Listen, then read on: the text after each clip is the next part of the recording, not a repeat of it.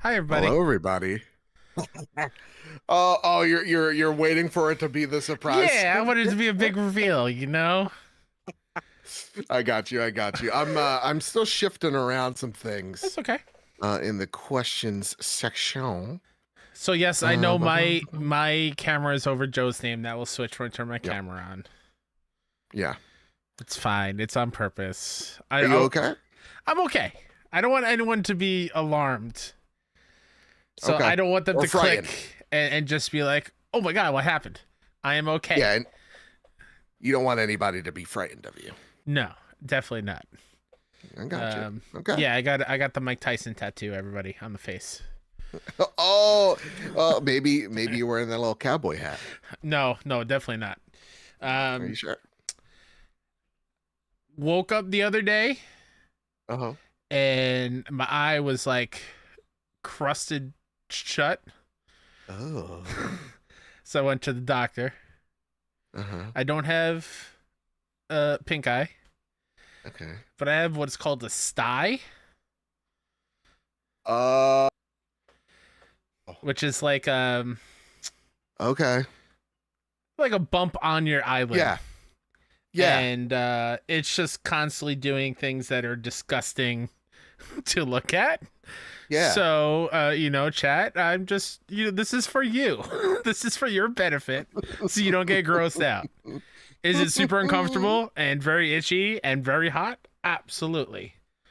Honest to goodness, But you look amazing. I'm also super excited about the Master Collection coming out in in a month and a half or whatever. Yeah, it is. you're testing out the Halloween outfit. I'm cosplaying a little bit early. Can I be honest? Yeah, it works, It's right? working. It works. It's working. Yeah. Yeah. I I got a story love to it. tell, and I need someone to tell it to. Oh, hot damn. When did the Mortal Kombat reviews break? When did this happen? I saw the Blessing TikTok maybe an hour ago. Okay, so it was really late. Yeah. Okay. Fair enough. Fair enough. Then let me go to Metacritic. This is going to be a huge show, everybody in chat. Everybody watching at home. Absolutely. This is easily over 2-hour pod. Yeah. Easily. Also, I did almost want to say that I'm wearing this because I'm getting so into One Piece on Netflix. I am all about that pirate life. Fair enough. You don't get out of here with that garbage. How dare you? What? She's like, Kyle, how you feeling about that Giants loss on Sunday? Listen, it was the worst loss I've ever seen in my life. They lost 40-0, Joe. What? It was terrible. They also play. It's not an excuse. They also have terrible turf. I wish they didn't get rid of the turf. A lot of slipping and sliding, especially after all that heavy downpour rain we got on Sunday. Sure. Mm-hmm. Not saying that was an excuse because it didn't affect the Cowboys, but listen, I gotta say whatever I can to hold on to hope. That was a massacre, Savoy. You are correct. It was not good. That first drive, though, the Giants looked fantastic. For the rest of it, it just then didn't. just absolutely shot the bed, huh? Yeah. Also, when I don't know if you know this, Joe. Also, but you're on my side and I'm on your side, which doesn't bother me. You could be. I thought when I turned honestly, the camera on, it would have fixed itself, like honestly, it did last time. But this is cooler. I would rather be you right now. Nah. Because Don't usually steal I'm my I'm happy identity. being myself. Let But the eye patch is really cool, and you should feel like a badass. Because I believe you are. Believe me, I don't feel like one right now. It's so hot. Oh, jeez, your eye must be really gooey. When did we all decide that the Dallas Cowboys were America's team? When I mean, you tell me. when did that vote happen? I didn't know this. Yeah, the Dallas Cowboys are considered America's team. I would like a recount on every level. Oh, I hate the Cowboys so much. why do you? They're hate them? Is they're it bitter because they kicked rivals your to the butt? Giants, Oh, okay. and I just I don't know. It's terrible. What they did. Well, I gotta because they you know did. me. I'm not. They know what they did. I'm not a football guy in the slightest. But and I don't know who Aaron Rodgers is. Please don't give me the long-winded thing. I won't. But I do have to say, I know about the Jets curse. It's And pretty I bad. think what happened to Aaron Rodgers, again, could be the nicest dude, but probably isn't, is one of the funniest things I've ever I also witnessed. despise the Jets because my uncle is a Jets fan and we don't like him Okay, at fair, all. fair. I was. Funny. It was a little funny. It's funny. The 'Cause they're like, funniest, this is the the guy funniest that's thing gonna about save it, us. yeah, that part, but also just so you know, a little backstory on Aaron Rodgers. He is an anti-vaxxer, and he likes to spout that out whenever he Oh, gets. okay. Uh-huh. He also went on a getaway retreat or whatever, and just sat in darkness for like 48, 72 hours to think about his life. And took like ayahuasca and all this shit. He's weird. What? But also there was a sports gambling site, either DraftKings, FanDuel, I don't know, remember what it was.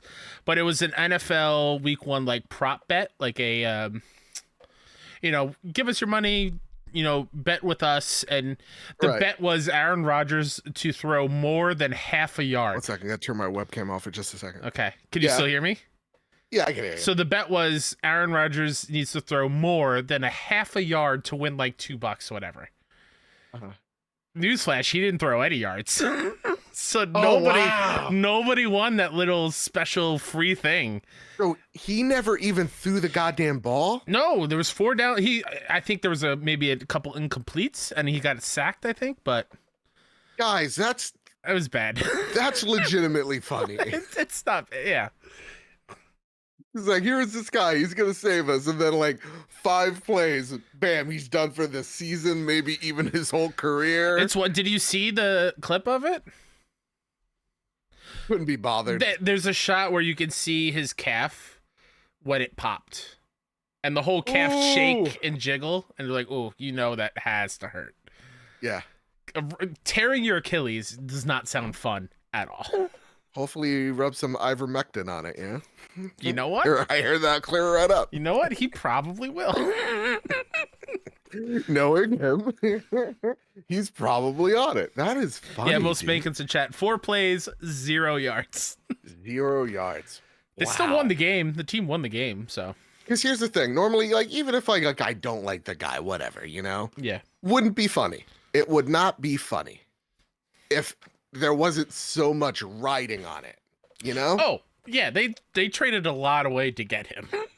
Yeah, that's what makes it hilarious. I just don't see how anybody could not see that being absolutely hilarious. I don't know. I'm almost ready, Kyle. Okay. Just give me 1 more minute. Sure. I swear to goodness. How's everyone in chat dealing with the avalanche of games? Everyone drowning like myself? Because it's a lot. Let me tell you, I've been in the stars. I need to get back to the stars.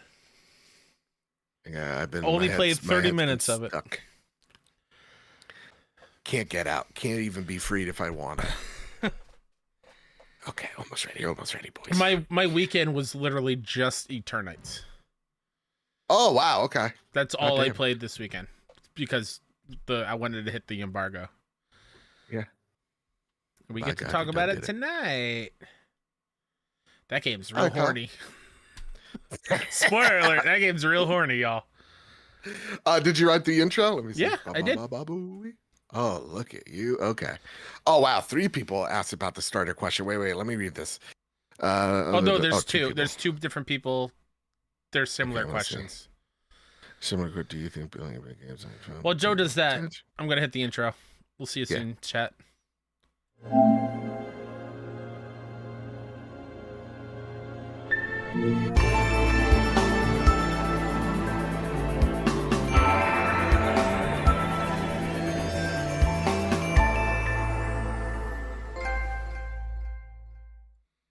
Oh, wait, no longer greatness has arrived. Welcome to episode 341 of The Trophy Room, a PlayStation podcast made by the players for the players. I'm your host, Joseph, aka Mr. Badbit, and it is here where me and my best friend Kyle talk about the latest, the greatest in all things PlayStation. Of course, this week We are talking about the not rumored anymore third-party and indie-focused state of play, the Unity Engine CEO showing their whole entire ass, Square Enix losing tons of gil, Horizon Forbidden West Complete Edition coming soon to PC, and Embracer trying to pawn off Gearbox, and so much more as we do it live each and every Wednesday night over at youtube.com/PS Trophy Room at 8 p.m. So, with all that said, and with all that out of the way, the greatest co-host, whoever is, whoever will be, Mr. Solid Snake himself, Mr. Kyle Stevenson. How are you, sir? Hello. I feel like a different person now. I like it. It's a little low in your voice. Audio people, I have an eye patch on. I'm fine. It's never made someone look more like Solid Snake. Yeah. Than right now, and I think it's because of the mustache and the beard. I don't know why. Most likely. But it's doing it. Yeah. All right. Listen, before we break down the news, before we even get the starter question out of the way, Kyle, did you shoot your eye out? What happened? I did. Wait, am I talking to negative Kyle? Ooh. Like the bizarro version of Kyle? I don't know. Some might like evil Kyle? Some might think I'm 2B from Nier. Maybe I'm just 2B in a different universe. Yeah, no, to spare the disgusting details, I have a sty in the eye. Gotcha. This is literally like when I am not on camera, this thing's off. Yeah. This is for everyone watching's benefit because it doesn't look great. But I'm totally fine. Can we take a quick game? No, absolutely not. Just like peek it out for just a sec. All right. No. Fair enough. It's gonna be just so distracting. Oh, distracting for you? Yeah. Oh, I'm so sorry, Joe. I'm sorry. Jeez. I know you're gonna have to read the news still. That's not going away. I can see it. It's on the right side of my second screen with my good eye. I can still see it. Yeah, no, it's not like super painful. A normal podcast would trade, you know what I mean? Like, no, I'll do it this week. No, I got it.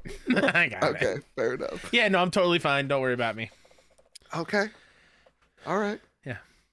I'm also really into One Piece right now, so yeah, I'm living that. Now you're not a One Piece guy though, right? I've never watched more than I think 30 seconds of an anime in my entire life. I don't count Pokemon. Okay. But the live action One Piece, good, pretty rad. I'm kind of into episode 5 of Ahsoka though, right? I don't care in the slightest. I hope you lose that eye. Well, listen, Kyle, before we get into all the PlayStation goodness, I asked for a starter question, and Toxic brought me that starter question. All right. And Toxic writes in, just like you can too, if you head over to the Trophy Room Discord, link in the description, or you could tweet at us at PS Trophy Room, and Toxic writes in, I'm actually genuinely curious about this topic. Can we expect new games to be playable on the new iPhone? What is this? I know AC Mirage was confirmed, but what about any other big named upcoming third-party games? After this announcement, I've been highly considering upgrading at Christmas.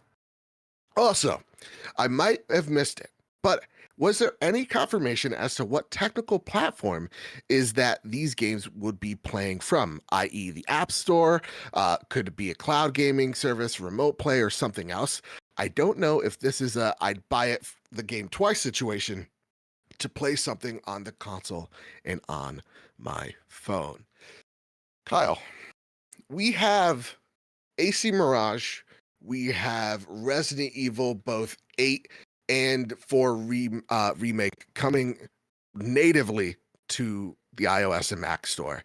And then last but not leastly, we have Death Stranding making its way, being able to be played natively on your iPhone.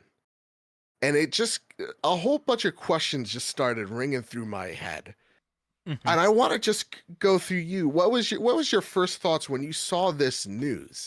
Because for me, I'm like, oh, that explains why Apple doesn't want like a PlayStation store or Xbox store on their phones, right? Like this is why they don't want Game Pass, Sure. a native app on an iPad. Mm-hmm. So I want to know what your first thought on this is. Are we making too big of a deal, or is this genuinely really impressive? It's impressive, but first thought immediately is like, how big is that battery? How long are you able to play without it being plugged in? Because and like what is the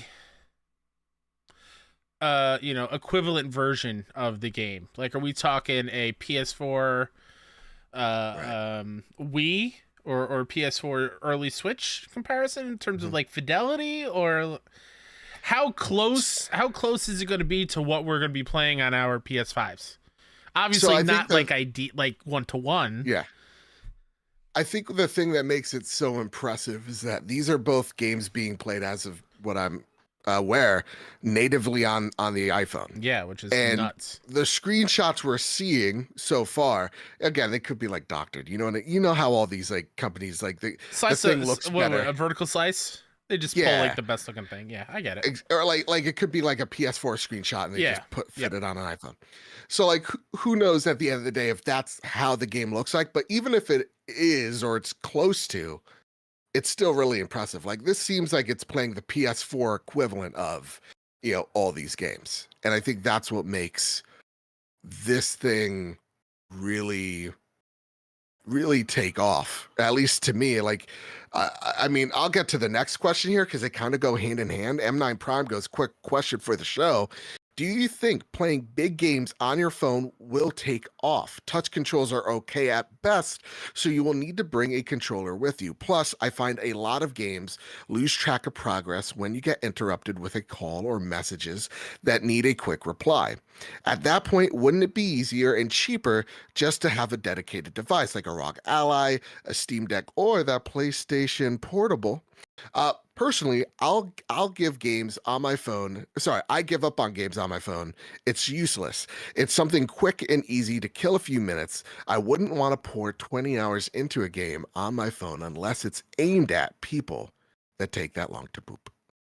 Listen, I used to play Pokemon on the toilet on my Game Boy for a long time. No shame. Let's not shame the poop players here. No, absolutely not. I mean, that is the $1 million question, right? Like, for me, I'm kind of in line with M9 Prime. I'd much rather just play on a dedicated handheld thing. Usually bigger screens. Usually you don't have a better battery life, and not like you'll have in life interruptions, like your phone will ring while you're playing a video game like we do now, but to have it like pop up on the screen or having, this is such a silly stupid little thing, but like remembering like put it on airplane mode before you play a game, whatever, just kind of mitigate that kind of distraction. Too many steps, I feel like.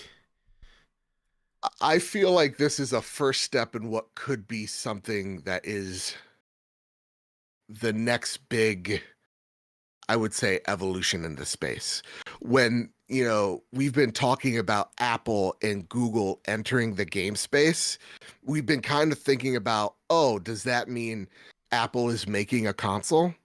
No, it means Apple is making a phone that can play all these games that we really love, right? Natively. Not in we don't need a cloud in order to stream it. Look, I think the max iPhone like capacity you could get, I think, is like a terabyte. It's like something stupid in storage. So like we're getting into that space where in the next few years this is gonna be a bigger and bigger thing. So the first thing I thought of is just like, it may not be for us, M9, but it's definitely for the kids, right? Like, as I say that and seem old. I don't know if I like that, Joe. Because Stingray in chat brings up a great point. Price of the phone doesn't justify playing games like that on it. I don't have Apple, but I assume it would be $2,000 plus. Like, when you say it's for kids, what? That's like the most expensive console system out there then. Yeah. I mean, think about it though. How many kids do you see running around with an iPad or running around with a tablet and they're playing Fortnite? I'm not saying like tomorrow this is going to be adopted. I'm talking Sure. about like 4-5 years down the line.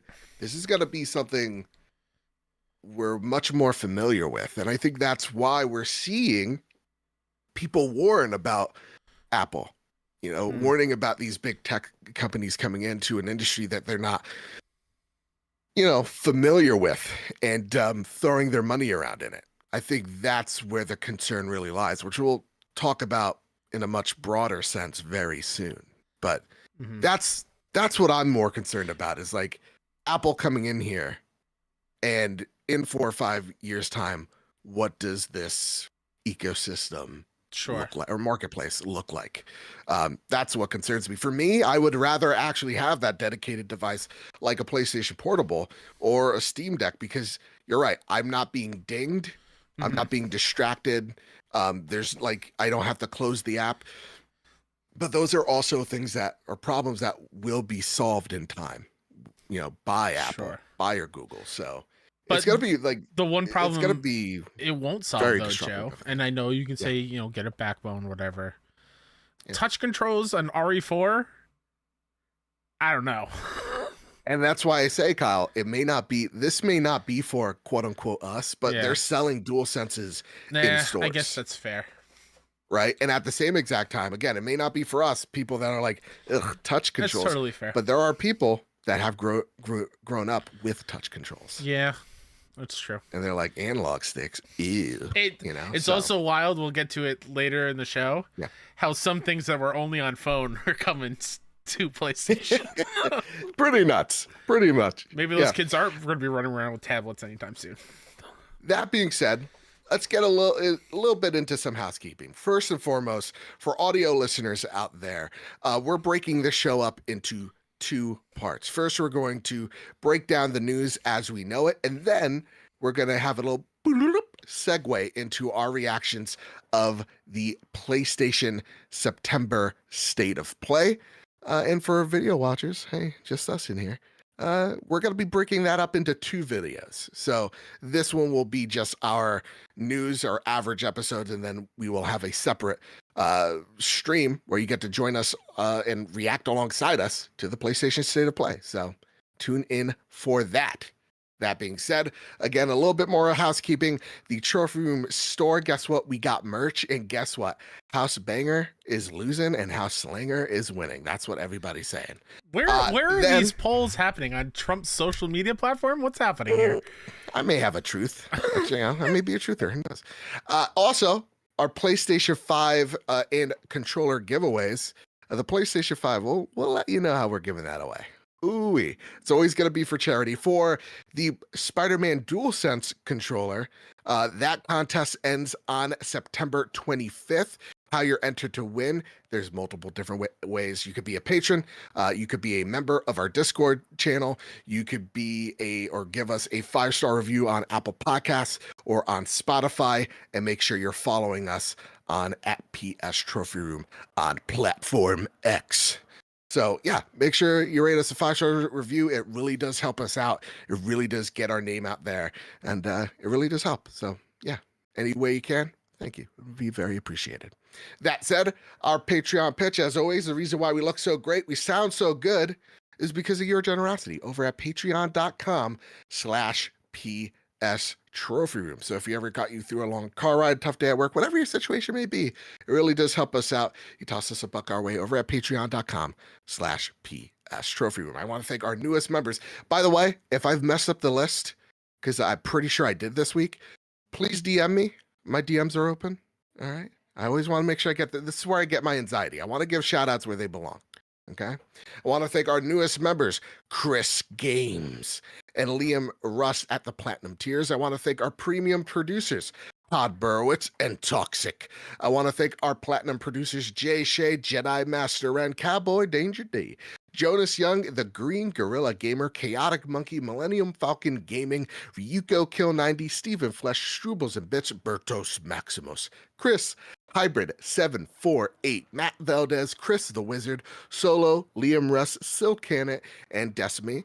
I want to thank our gold members, Cypher Primus, Doth, Simon the Pie Man, Jesse Garcia, JB the Purple Monkey, Hayden Doyes, Katie, Kevin Mitchell, Kevin Diaz, Marcus O'Neill, The Red Arrow, Aegis Hermit, Andrew Zor, Astronaut Jr., not to be mistaken with Astronaut Senior, The Winter Gamer, Robbie Bobby Miller, Brenton Zachary, Brunty Blob, Bubble Boy, N7, Captain Logan, Final Fan XZ, Hambone, JD Dillinger, M9 Prime, Stone Cold, ET, Tino 6-Speed, not to be confused with Tino 7-Speed, N Johnson, Sean McKenzie, Rick Arrington, Spayman Bayman, Matthew King, Duh Overlord, Dewane Raksha, Rick Davis, Silcana, and the Lord Commander Suddy.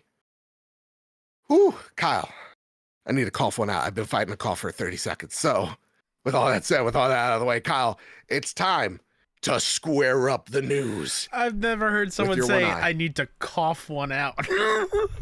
Jeez. I need to cough one out, you know? First news that needs to be squared up comes from Chris Scullion over at VGC. Chris writes, Embracer Group is considering selling Gearbox, report claims. Reuters, via Market Screener, says the Swedish company is looking at options for the Borderlands studio, and that a sale is one of those options. The publication cites, quote, 3 people familiar with the matter, speaking under anonymity, there we go, Kyle, anonymity, who was reiterated that a sale is only being considered at this stage and may not happen. 2 of the sources claim that Embracer has received interest from third parties keen on buying the studio and is weighing up the possibility of selling it. Potential buyers, who reportedly mainly consist of quote-unquote international gaming groups, already have access to Gearbox marketing materials, it's claimed. Embracer is in the process of restructuring after announcing in May that a major deal had fallen through unexpectedly at the last minute, causing it to slash its earnings forecast and resulting in a nosedive in shares by over 40%. This led to Embracer announcing in June that it was implementing a new quote-unquote restructuring program, which will see some game studios close and some projects canceled. Embracer acquired Gearbox in 2021 for up to $1.4 billion, although the upfront fee was far lower, and since then has made numerous other high-profile purchases, including the rights to The Hobbit and The Lord of the Rings. In an email viewed by Bloomberg, Gearbox Chief Communications Officer Dan Hewitt told staff there were many possible outcomes after the studio was put up for sale. Quote, the base case is that Gearbox remains a part of Embracer, he wrote. However, there are many options under consideration, including Gearbox's transfer, taking Gearbox independent, and others. Ultimately, we'll move ahead with whichever path is best for both Gearbox and Embracer, end quote. This is nuts, because I honestly thought this was probably one of the studios that was safe, and one of the organizations within the organization that were probably safe, because Gearbox is a company that has made consistent hits. They are a company that right now are making their own movie. Like, the IP seems like is popular, and you might want to, I don't know. I mean, they even have like a remaster like collection. A very good deal too. It's the Golden Pandora or Pandora's Box collection. Yep. It's got every Borderlands thing, including the Telltale game, the new Tales from the Borderlands. Yeah. Like everything Borderlands is in one package, and it's one hell of a deal. Yeah. So like it's kind of to me, I'm a little stunned by this news. I want to know, because you're the Borderlands fan. Yeah, and I did not appreciate the Borderlands slander in the Discord today. Why? What was with the slander? There are multiple people, like I think Savoy Prime, being like, "Oh, Borderlands is awful. It's terrible. What a terrible game." Listen, Savoy, is it overrated? Yes. You know, was Borderlands 3 not the best? Yeah, no, absolutely not. Those villains were legitimately just annoying. Oh yeah, at the end game though, there was some really cool story things, but fair. That game is fun as all hell. But that said, when you hear this news, what does it get your mind to thinking? To me, the fact that they are selling this or looking to sell this off and not the Lord of the Rings stuff means like they're going to probably go all in on those IP. They're going in on the Lord of the Rings and the Hobbit, and that's the moneymaker. People will buy those games because those fandoms are, very hungry for new Lord of the Rings stuff. That's true. And Gearbox, I feel like, is maybe an easier sell, just because of their long lineage of, like, you know, like you said, quality titles that they don't seem to miss often. There have been a couple here and there, like what was that hero shooter? Battleborn. There it is.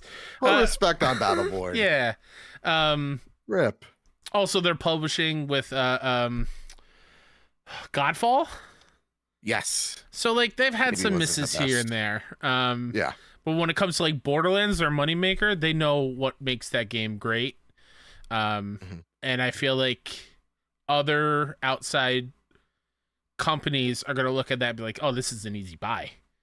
We get a very huge established IP that is in a genre that is still very hot. Looter shooters are still very, you know, popular. Why not? And I think the reason why they wouldn't sell like the Lord of the Rings is because that's going to be way too expensive.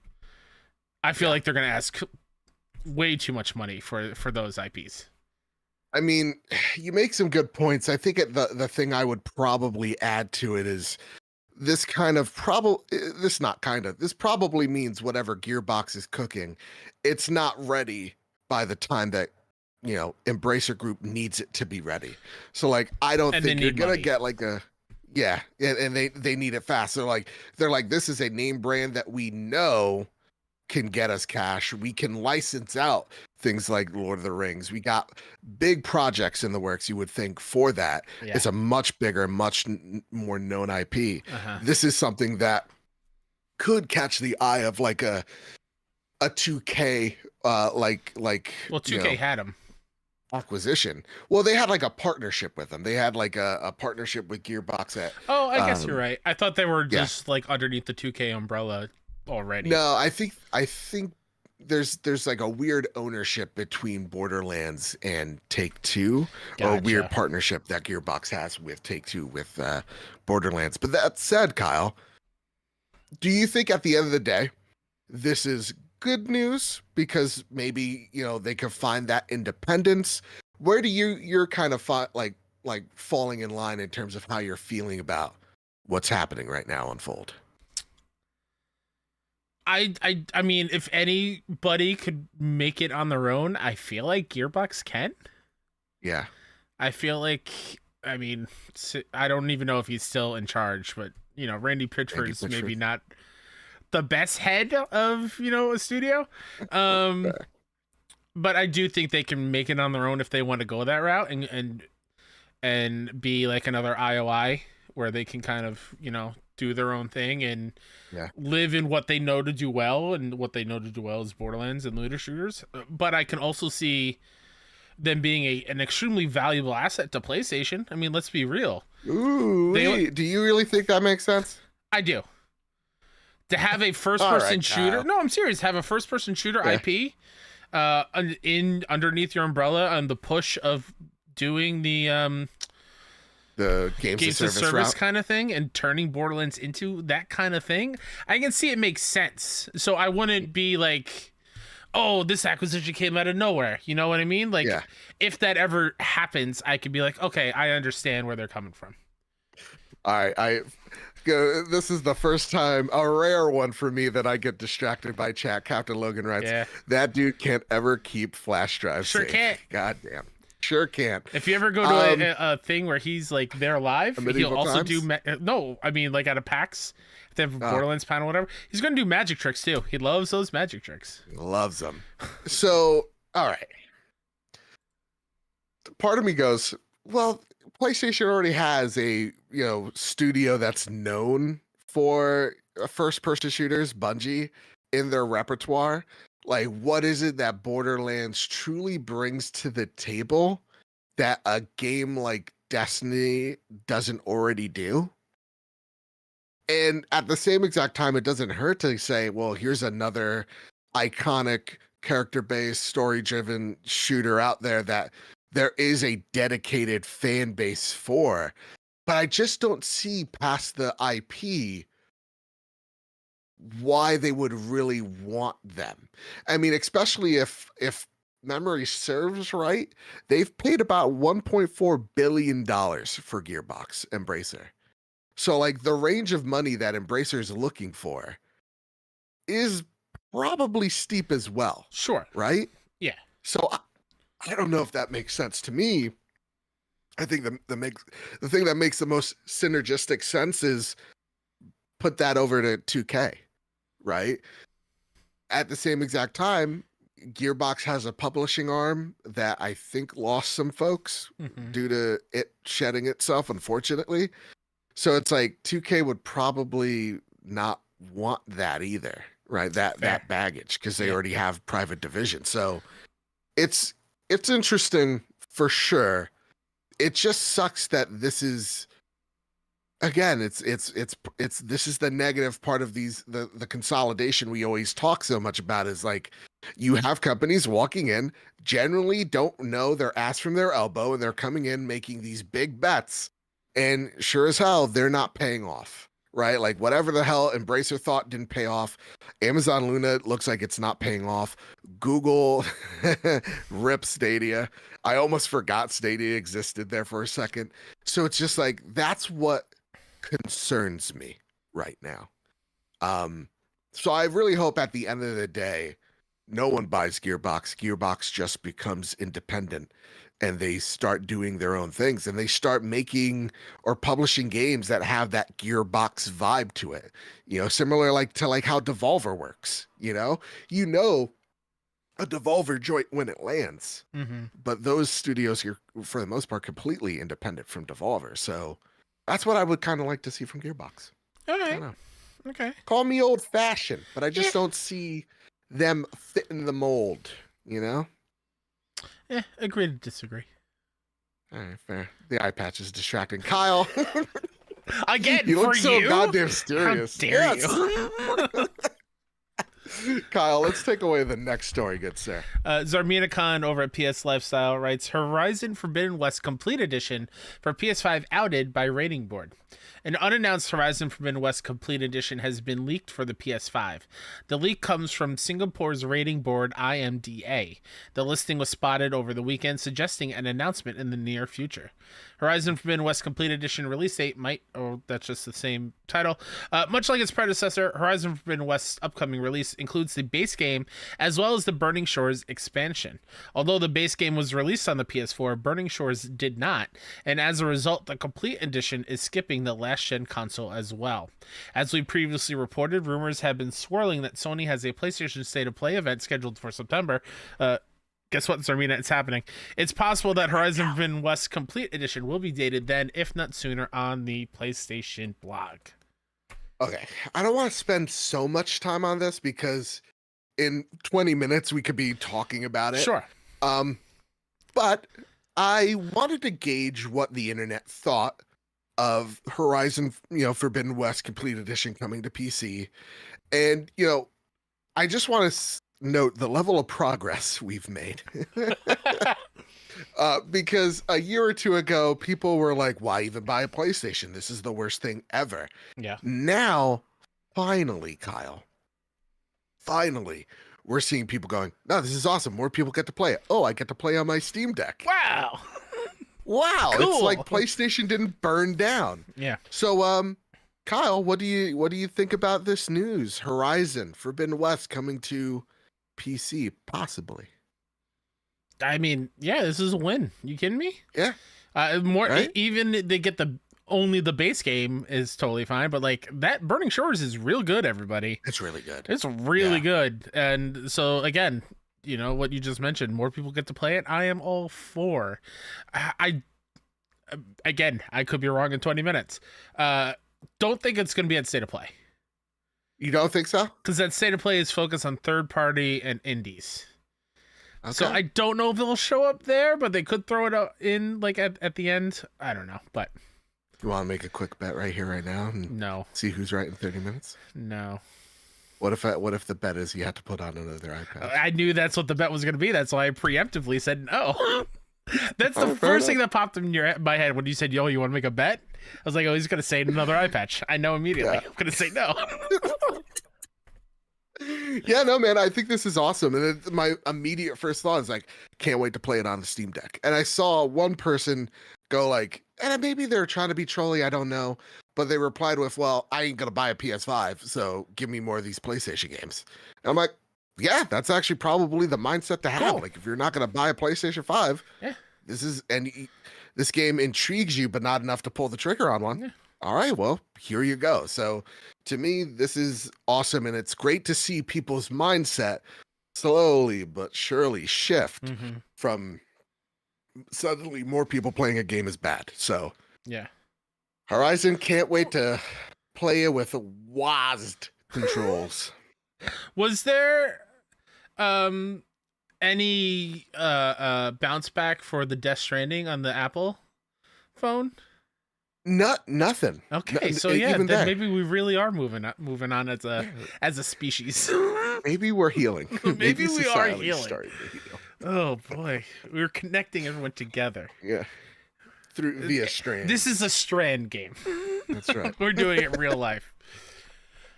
All right, Kyle, let's talk about this next one. There's already so many updates to this story, but let's get the base one out of the way. This comes from Logan Plant over at IGN. Why Unity's new install fees are spurring massive backlash among game developers. Game developers aren't happy with a new policy from Unity that will cost developers a small fee every time someone downloads a game built on Unity's game engine. It's called the Unity Runtime Fee, and the new pricing model will apply to developers who reach a certain amount of installs and revenue. Quote, we are introducing a Unity runtime fee that is based upon each time a qualifying game is downloaded by an end user, Unity's announcement reads in part. We chose this because each time a game is downloaded, the Unity runtime is also installed. Also, we believe that an initial install-based fee allows creators to keep the ongoing financial gains from player engagement, unlike a revenue share, end quote. The Unity runtime fee is scheduled to take effect on January 1st, 2024, and it's been universally panned by developers on social media since its announcement earlier today. Unity's blog post details what games will qualify for the Unity runtime fee based on two key criteria. 1, the game has passed a minimum revenue threshold in the last 12 months, and 2, the game has passed a minimum lifetime install count. Unity further lays out the minimum revenue and install count to qualify, with different thresholds for developers using Unity Personal or Unity Plus, Unity Pro, and Unity Enterprise. For smaller indie developers who use Unity Personal or Plus, they'll have to pay Unity 20 cents per install once their game passes $200,000 in revenue over the last 12 months and 200,000 life-to-date installs. This new policy has caused a lot of backlash among developers who are raising concerns about free-to-play games, charity bundles, and more. One big concern is surrounding freemium games, quote unquote, that cost nothing to download and rely on in-game purchases for revenue. For instance, if a free-to-play game has made $200,000 in the last 12 months, but has millions of people installing it, the developer could end up owing Unity more than the profit earned from in-game purchases.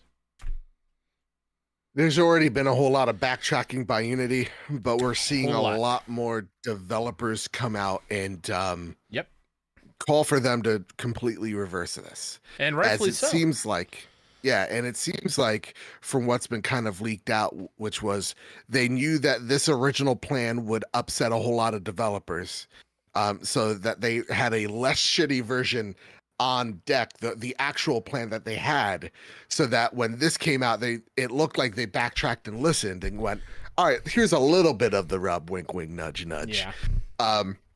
Now you might be saying, well, Joe, how does this like affect me, right? How does this affect PlayStation? Unity is one of the most popular game engines out there. Absolutely. So many developers use them, especially smaller developers. That's why this is an issue, because what Unity has come out and said is, listen, we're going to, first and foremost, this is their fixes, first and foremost, reinstall charges. So we are not going to charge a fee when people reinstall a game. So for the first install, they're taking money from you. Fraudulent installs. We are not going to charge a fee for fraudulent installs. How does that make sense? How do you know what's a fraudulent reinstall or install and what's not? Yep. Because one of the some folks out there were saying, well, if someone pirates this game and installs it, then they're hurting me. Yeah. They're literally just taking money out. So what is the plan here of saying, well, how are you going to catch that? How are you going to know it's a pirated version of this game? They completely backtracked on demos, which is a good sign. But if you're a developer, and I think that the biggest thing that affects PlayStation is, if you're a developer, one of the safe bets is to go to Game Pass or to go to PlayStation Plus with your game and have PlayStation or Xbox or whoever give you a bucket of cash that pretty much goes, hey, listen, if you give us your game for a year or 6 months, here's $40,000. And if you're a independent developer, you're a one-man team, two-man team, whatever the case, that is going to be a very lucrative deal for you. But if all of a sudden now there are, I don't know, 40,000 people that download your game, now all of a sudden that 40 grand becomes 30, right? Like it affects you it implicates you in so many things that now there's a mythical arithmetic you have to figure out to see if this may or may not actually be a good deal for you. So there's just so many problems with what Unity is trying to offer developers that this is going to affect their livelihood. And that means for you, the PlayStation player, that there may be games that just skip PlayStation or skip PlayStation Plus because they can't take the risk. And there is going to be games that are going to be overlooked on purpose by PlayStation because Unity will charge PlayStation instead of the developer. That's their latest fix if it's downloaded onto their subscription service. So no matter where you look at this thing, this is just a bad deal for developers. A lot of people are just rightfully pissed off about this. And it just comes down to them charging you strictly because they can charge you.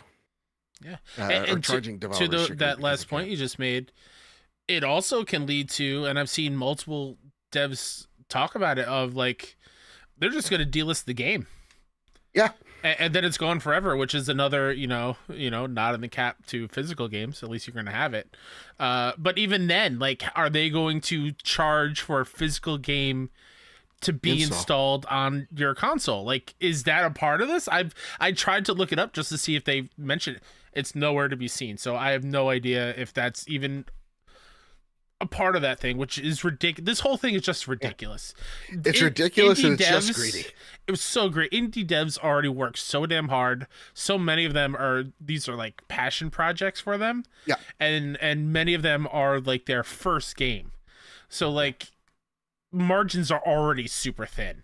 And to add on this, no matter what it is, any added cost to it is a negative outcome. And to see the hundreds of developers be like, listen, we've never had to make a statement before, but this shit sucks. Yeah. This is awful. And like big names, like I know Una in chat says Cult of the Lamb, talked about it. Devolver, Slay the Spire came out and said, listen, that was the one I mentioned where like, yeah, we never make a statement. We're making one now because this shit sucks. There's so many, this is affecting everyone. And I can't tell. I don't see how any indie dev, would be okay with this. I mean, Captain Logan says in the chat perfectly, this is going to have ripple effects all the way down to whether or not teachers are going to want to teach people how to develop for Unity. 1,000,000%. Right? So yeah, this is going to affect people like kids that want to get into development, teens, ridiculous. People in this really sucks. I really hope they do about it because this is just straight up ridiculous. I really want to know what the tipping point was to even think of this. Well, apparently their CEO was the ex-CEO of EA. So, the man that loved loot boxes. Said.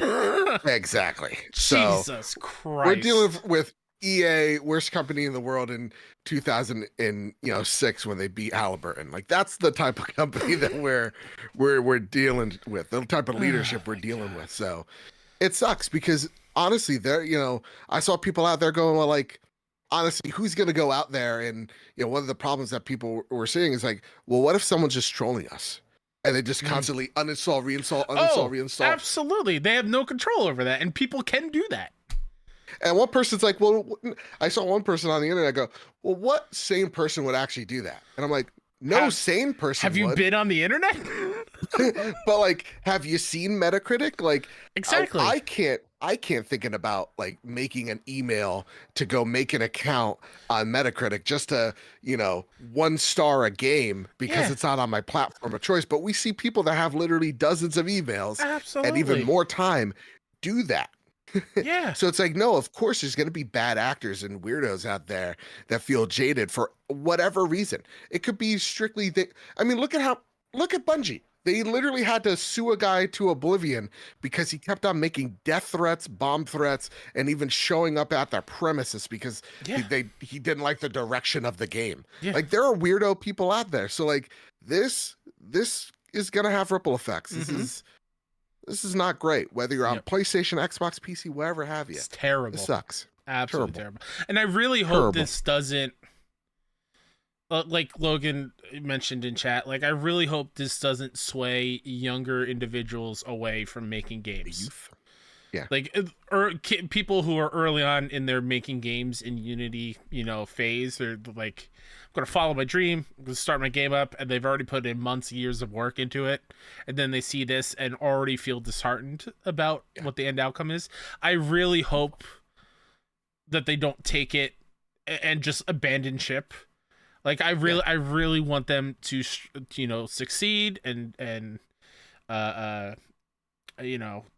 propel themselves and make whatever they can make, and hopefully this decision gets reversed, because it really is going to affect everybody, and it just effing sucks. Yeah. And I think it kind of boils down to, I saw this really great article of like 2023 has been the best year for video games, but the worst year for games, where it's like, we are playing right now some of the best games possibly even ever made. This is going to go down as easily one of, if not the best year in video games. But, the backdrop, the behind the scenes, we're seeing more plays like this play out, and more and more developers, more and more jobs are just getting axed. Yeah. A lot of it just comes down to greed, and that's what this move is. It's sad to see, but it is what it is. That said, Kyle, you want to talk about something that we weren't invited to? I absolutely do. Tom Ivan over at VGC writes, new Spider-Man 2 screenshots show off Times Square and Brooklyn. 3 new Spider-Man 2 screenshots have been published, showing off several locations players will get to visit in the upcoming sequel. The screenshots were released as part of a New York Times feature focused on the game's recreation of New York City. They show off Times Square, plus Coney Island and the Grand Army Plaza Arch in Brooklyn. Quote, we've added Queens and Brooklyn this time, so roughly speaking, the map size is about 2 times larger than the previous titles. Insomniac Games creative director Brian Intihar recently told Famitsu via Gamatsu. Quote, since these 2 areas are somewhat smaller and residential, I think you'll find them different from Manhattan. We've prepared some unexpected situations we haven't done before, like a battle on the river between 2 of the cities, so I hope you'll look forward to them. In terms of the size of the city, it's double the size compared to Spider-Man 1, Intihar also told the Washington Post. When you play in Queens, there's much more of a neighborhood feel. Smaller buildings, which is why the web wings work so well traversing in that area, where you can swing low to the ground if you want to, or you can fly through, end quote. The Chrysler Building, which was featured in 2018 Spider-Man, but was absent from 2022 spin-off Miles Morales, is also missing from the sequel, as Insomniac was unable to secure a copyright agreement with the building's new owners, according to the New York Times. Also, Isn't just that learned weird? that buildings have owners that have copyrights on them. Right? That's wild. What do you think that landlord does? He sits and collects Spoiler money. alert. Exactly. Absolutely. That's all he does. Nothing. I saw a chart the other day of like how rent has gone up in this country like since the 70s, and it's just an arrow that points directly up. Directly up. Yeah. And you got something called the Chrysler Building. Our generation, Joe, we need to stop complaining about things. That's right. We have it too easy for us. You know what I mean? Do. We got Netflix. When I grew up, there was no Netflix. Wild. Come on. Binge. Oh, we had a hoop and a stick, and we loved it. We loved it.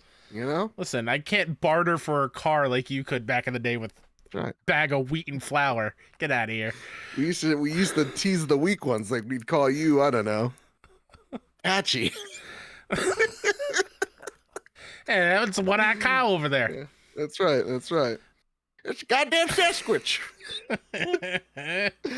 Kyle. All right, listen, we weren't invited to the preview event. That didn't activate my, imposter syndrome as someone who hosts a very popular, if not one of the most popular PlayStation podcasts on the internet, not invited to this show. I'm not upset. I'm definitely not upset. I've seen, Canadian outlets that cover mobile games be invited, but not us. That's wild. Not us. That's weird. I'm not jealous of totally Mr. not. Favargi, not me. Can be jealous of Steve. Totally. No, he told me he Steve. could fit all 19 inches of Venom. Whew, and he had video evidence, but he was not allowed to show it until the embargo. I will say, earlier for his OnlyFans. Stingray in chat says, "What happened to Kyle's eye? Did he take 19 inches to it?" And that gave me a good chuckle. I'm happy for Steve. I'm happy for everyone that got there to play it. Looks cool.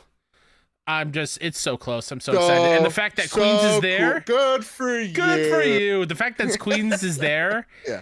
And I have the chance to swing by where the Mets play and Citi Field being in the game. Ooh. That is very exciting. I really hope I can do that. That's the thing. When people complain about imagine a boss fight in there. Oh my God. Right. When people are like, oh, it's the same, it's just going to be the same map. I'm like, guys, they didn't, it's not a literal it's not a 1-for-1 New York City. They can add more blocks. 1,000%. This is a video game. Like when people say that, I'm like, that's coming off real dumb. Because for me, it's like, you could go to like Chinatown or like Little Italy. Like that's, the feeling of New York. Trust me, they get the vibe in one. But like for them to work in more depth, like when they talk about that neighborhood feel, a lot of these districts have a different feeling, and they definitely I feel do. I feel like Miles Morales did or introduced that with what was it in Miles Morales? Was it Brooklyn and Miles Morales? No, was it Harlem? Harlem, there you go. So like what they were able to do there, I want to see that expanded out. I want each borough to kind of feel like it's, not to say its own ecosystem, but like something along those lines. Yeah, so different enough. This kind of excites me. That said, Kyle, we know what Spider-Man is. Like we've seen it be played. So like my question for you, Insomniac incredibly confident in what they're about to show. Absolutely. A month in. But what is it that they're hiding from us that they're gonna show us that is really gonna wow us? Because we already saw so much in the showcase. So I want to know what you think. This is interesting because we've already gotten to, which is wild to think, we've gotten 2 Insomniac Spider-Man games in the last 5 years, which is nuts. I don't know what that is. Right, like what new powers? We already saw a little bit of the Venom powers, like new areas. Yeah, we just saw screenshots of new areas. Like, what is that thing? And I genuinely do not know. I want to see tag team takedowns. That would be cool. I do. Just from that one little story trailer, though, I feel like Miles and Peter are going to be at it with each other for most of the story. Oh yeah, you think that's a good portion? I feel like that might be a big, 6-7 hour chunk. Maybe. Ooh, that's a log.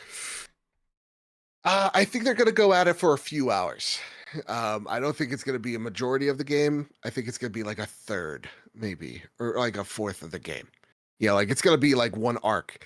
Because there ain't no way they're killing off Miles or Peter. I think that's not a question. Not. Yeah.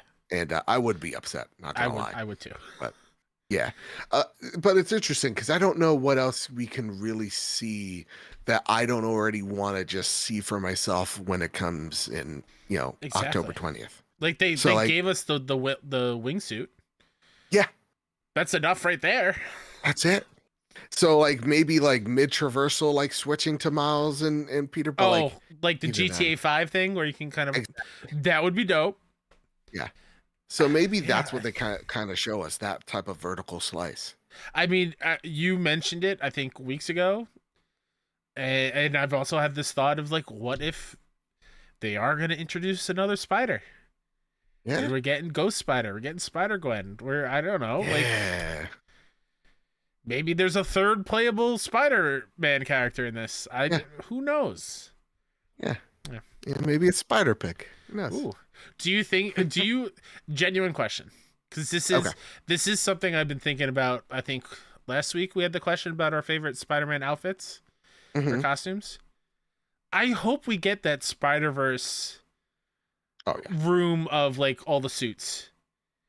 And that's how you pick what suit you wear instead of just popping to the menu and clicking.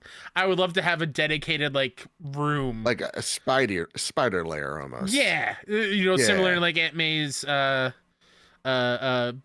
basement in the shed. Yeah. That's kind of what I want to see. Hey, did you actually get to see Across the Spider-Verse? Not yet. I wanted to watch it with the girls. I was like, we're gonna have a movie night as soon as I got it, and I go upstairs and be like, oh, guess what came in? I'm excited. I know you wanted to watch it with me, whatever. It's like, oh, we can't, Uncle Kai Kai. We're watching Little Mermaid with Mom. I was like, okay, fair enough. Yeah. So I don't want to watch it without them because I know they want to watch it. Even though I should, so I don't cry in front of them. Well, yeah, maybe you shouldn't because of the eye patch. Yeah, it's gonna get gross. Logan, how could I spoil something I have no idea about? I have zero idea if we get Gwen in the game. I have no idea. Boy. Oh boy, Logan, stay in your lane. All right, Kyle, enough about Spider-Man. Oh, yeah. I want to talk about something we have no idea what this game thing of the is. year, baby.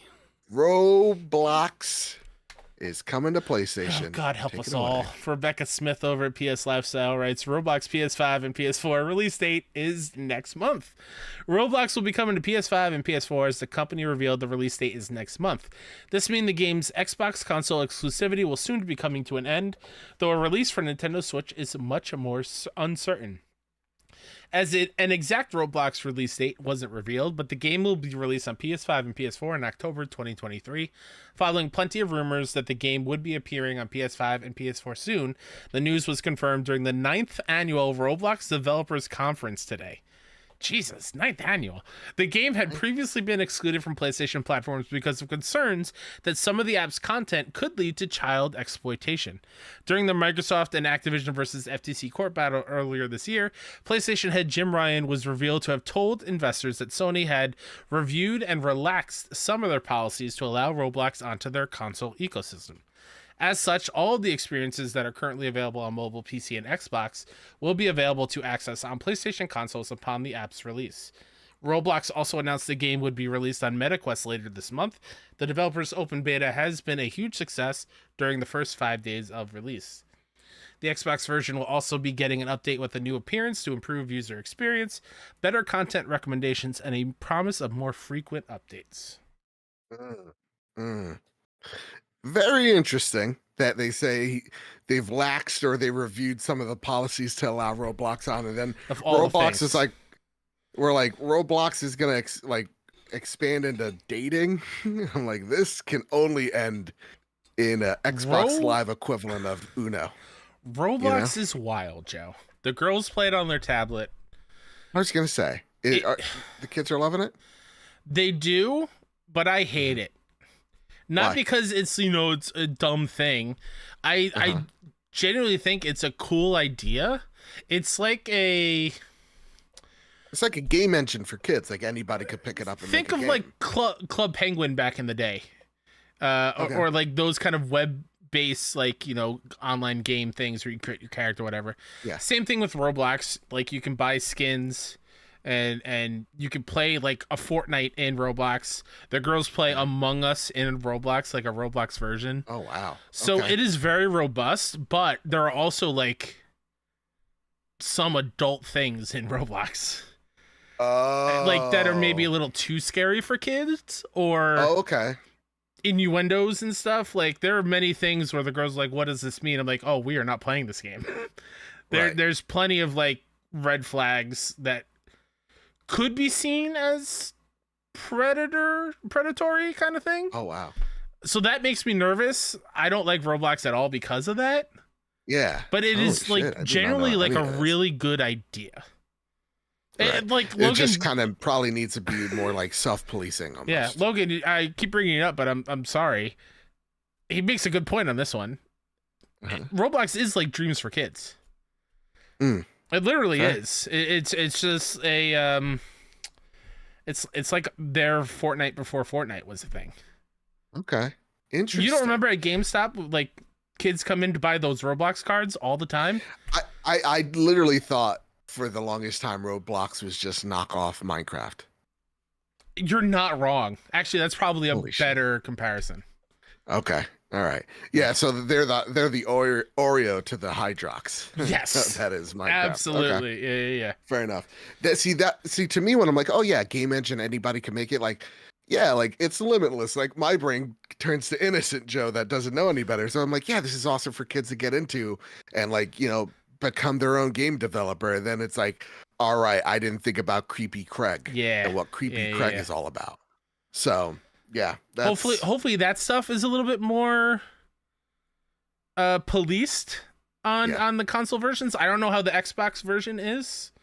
It makes me a little bit nervous. It also makes me nervous that the girls are going to find out about this and want to take over my PlayStation. Fair. They just you know, tell them it's off limits. Yeah, that said, Bertos like Maximus writes in middle school now. The kids are going to tell them. That's true. Bertos writes in, as of writing this afternoon, so good afternoon. Fine, sirs. Good afternoon. I have been contemplating whether or not Roblox is a good suit for the PlayStation 5. My conclusion is no. It is not, because from what I understand, those games where you want to have fun, you needlessly need to put money into it. I might be wrong, so correct me if I am. So my question really is, do we really, really want Roblox on our lovely console? And if you do, why? I, for one, do not plan on indulging the Roblox. Lastly, I want to apologize to Kyle because I can't support House Banger. God bless. And so, as ever, House Slanger for the win. God bless you, sir. As always, my fine sirs, carry on bringing us the best podcast and keep safe. Your friend from across the pond. Just for that, Bertos, I'm going to go to your house. I'm going to install Roblox on your PS5 while you're sleeping. Oh, God. And delete everything else. Yeah. After everything I've heard, I don't know about this game. Now this kind of, because I'm like, oh, this is some like extra revenue for PlayStation. You know, they can it's need going it to make after a like ton of something. money. Yeah, it's just maybe Jim didn't really care about the kids. Again, maybe my experience is different from others. I've seen and heard way too many horror stories. Right. And that is another thing, like it is constant, oh, you want to look cool? Give me money. It's a constant feed me money kind of game. And since it's aimed at kids, that also makes me feel a little uneasy. Fair enough. Yeah, this is gonna be like back when I was 8. I would always like nag my mom to give me $8 so I could go buy a Lego. Yeah, I don't want to go out there buy Bionicle. So I can only imagine it's gotten so much worse. It's like the kids who get control of their mom or dad's credit card and buy a ton of in-app purchases on their iPhones or tablets. Yeah, and they're like, I needed it, and it's like thousands of dollars. It's that kind of like, you know. But Mom, I wanted to be Spider-Man that could do the doggy. Fair enough. All right, Kyle. The last bit of main news for the night is something that you've been wanting to rant about literally all night. So let's talk about it real fast. Yeah, we're talking about. You said right before we're talking about PSVR 2 being announced, titles announced on Twitter and not on the State of Play. That's right. That'll come be tomorrow wild. during the live show thing. Zarmina Khan, PS Lifestyle writes, Square Enix loses $2 billion in value since Final Fantasy 16, analysts concerned. Square Enix may be pleased with Final Fantasy 16's initial sales, but the PS5 exclusive couldn't prevent the company from losing billions. A new report reveals that Square Enix has lost nearly $2 billion of its value since Final Fantasy 16's release. Bloomberg reports that analysts are concerned about Square Enix's historical reliance on its Final Fantasy franchise to make up for a series of lackluster releases. This is partly why, despite selling millions at launch, Final Fantasy 16 sales weren't the saving grace that the company was hoping for. Square Enix previously said that the PS5 exclusive sales didn't meet the quote-unquote high end of its expectations. Excuse me. I have a burp stuck in my throat. How dare you? Quote, flooding the market with unfinished, bad, or untested games is a bad move, Tokyo-based developer Michael Prefontaine told Bloomberg.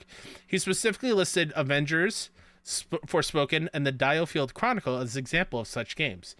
Elsewhere, Macquarie Capital Securities Japan analyst Yijia Zai, sorry, Yijia, if I said your name wrong, wrote in a note to investors that the company has concerns about Square Enix's, quote, game development structure and game quality control, which could limit the longer-term performance, end quote. Other analysts have echoed these sentiments, adding that Square Enix continues to release average, forgettable games.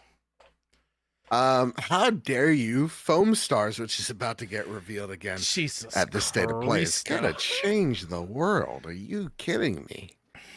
Are you kidding me? Ay, ay, ay. No, a lot of people were trying to twist this, saying that Final Fantasy 16 was yet again a failure. Yeah. But it's not. It's really them saying the high-end expectation was for this game to cover what of Marvel's Avengers and Forspoken and Diofield Chronicles costed, and it couldn't do that. And honestly, that's a tall order because one of those things is Marvel's Avengers. Yeah. So, no, this is not Final Fantasy 16 bad. No. They've already told you it was a success. Mm-hmm. But some people are really adamant. That being said, though, Kyle, how do you feel about this news that, listen, the reason why we're talking about it, this is big news. Shares dipped 30%. Shares just don't do that. Right? No, they don't. Yeah, so it makes news when you lose a handful. Yeah. You know what I mean? Mm-hmm. When you lose over 24 points, like that is huge. That is pretty I big. mean, we just talked about Embracer Group losing 40% of its worth in the stock market. That's a huge amount. So that's why we're talking about this. Kyle, I want to know what your thoughts are when you read what's kind of happening with Square at the moment. It makes me a little nervous, but like you said, it is not a Final Fantasy 16's issue at all. Yeah. It is the Avengers, it is the Forspoken, it is the Diofield Chronicles, it is every other like farming sim game that Square Enix has, published or put out within the last 2 years, and there's so many of them. It's pretty ridiculous. I do feel that they do rely a little bit too much on Final Fantasy. Not that it's a bad thing. I love me Final Fantasy. But when you put all your eggs into that basket, I think other projects that you want to do are going to suffer. And I think that's kind of what happens here. But I am in no way, shape, or form worried about Square Enix because, Rebirth is going to sell like crazy. Yeah, I think we're gonna see.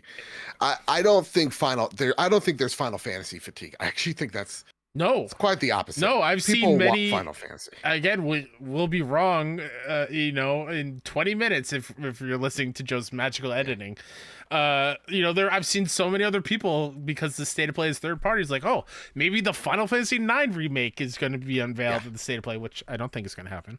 But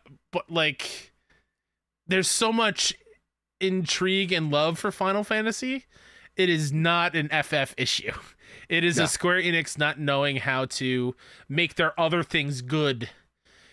I mean, look at the Xbox fans, right? Like they're they're chopping at the bit when Phil Spencer comes out on stage and you're talking about bringing Final Fantasy back, and everybody's talking about what, could we get to see remake on Xbox and all that. Like, people are excited to see that MMO hit and grace Xbox. So, like, I don't think it's a Final Fantasy issue. I do feel like there is an over reliance on them to keep on pushing, because that's the only thing that's working for them. And one day it won't be. So they do need to figure out what is the next step for them, and they need to be realistic on what their outlook actually is. Forspoken ain't Marvel's Avengers, and maybe you choose a different developer for Marvel's Avengers. Yeah, so there's just a lot of things. Give us the game that we wanted. Yeah, I know. Like, if Marvel's Avengers was closer to Guardians of the Galaxy, I would have been way more happy with Avengers. It would have been a way more successful game. So, like, to me, that's where Square Enix's problem has been in its leadership. Now that they have new leadership, I'd like to see where they take it, going forward. But to me, I would say less is more. Let's not throw what it has been like the kitchen sink sometimes at trying to find an IP that sticks. Just go out there, find talent, find the teams, make that thing. Shout out to Star Ocean: The Second Story, coming out in November. It's gonna be good, y'all. It's gonna be real good. Don't think it's gonna sell like hotcakes, but it should, because that game's real good. That's right. All right, Kyle, it's time. It's time, audio listeners, to get into our live reactions to the PlayStation State of Play.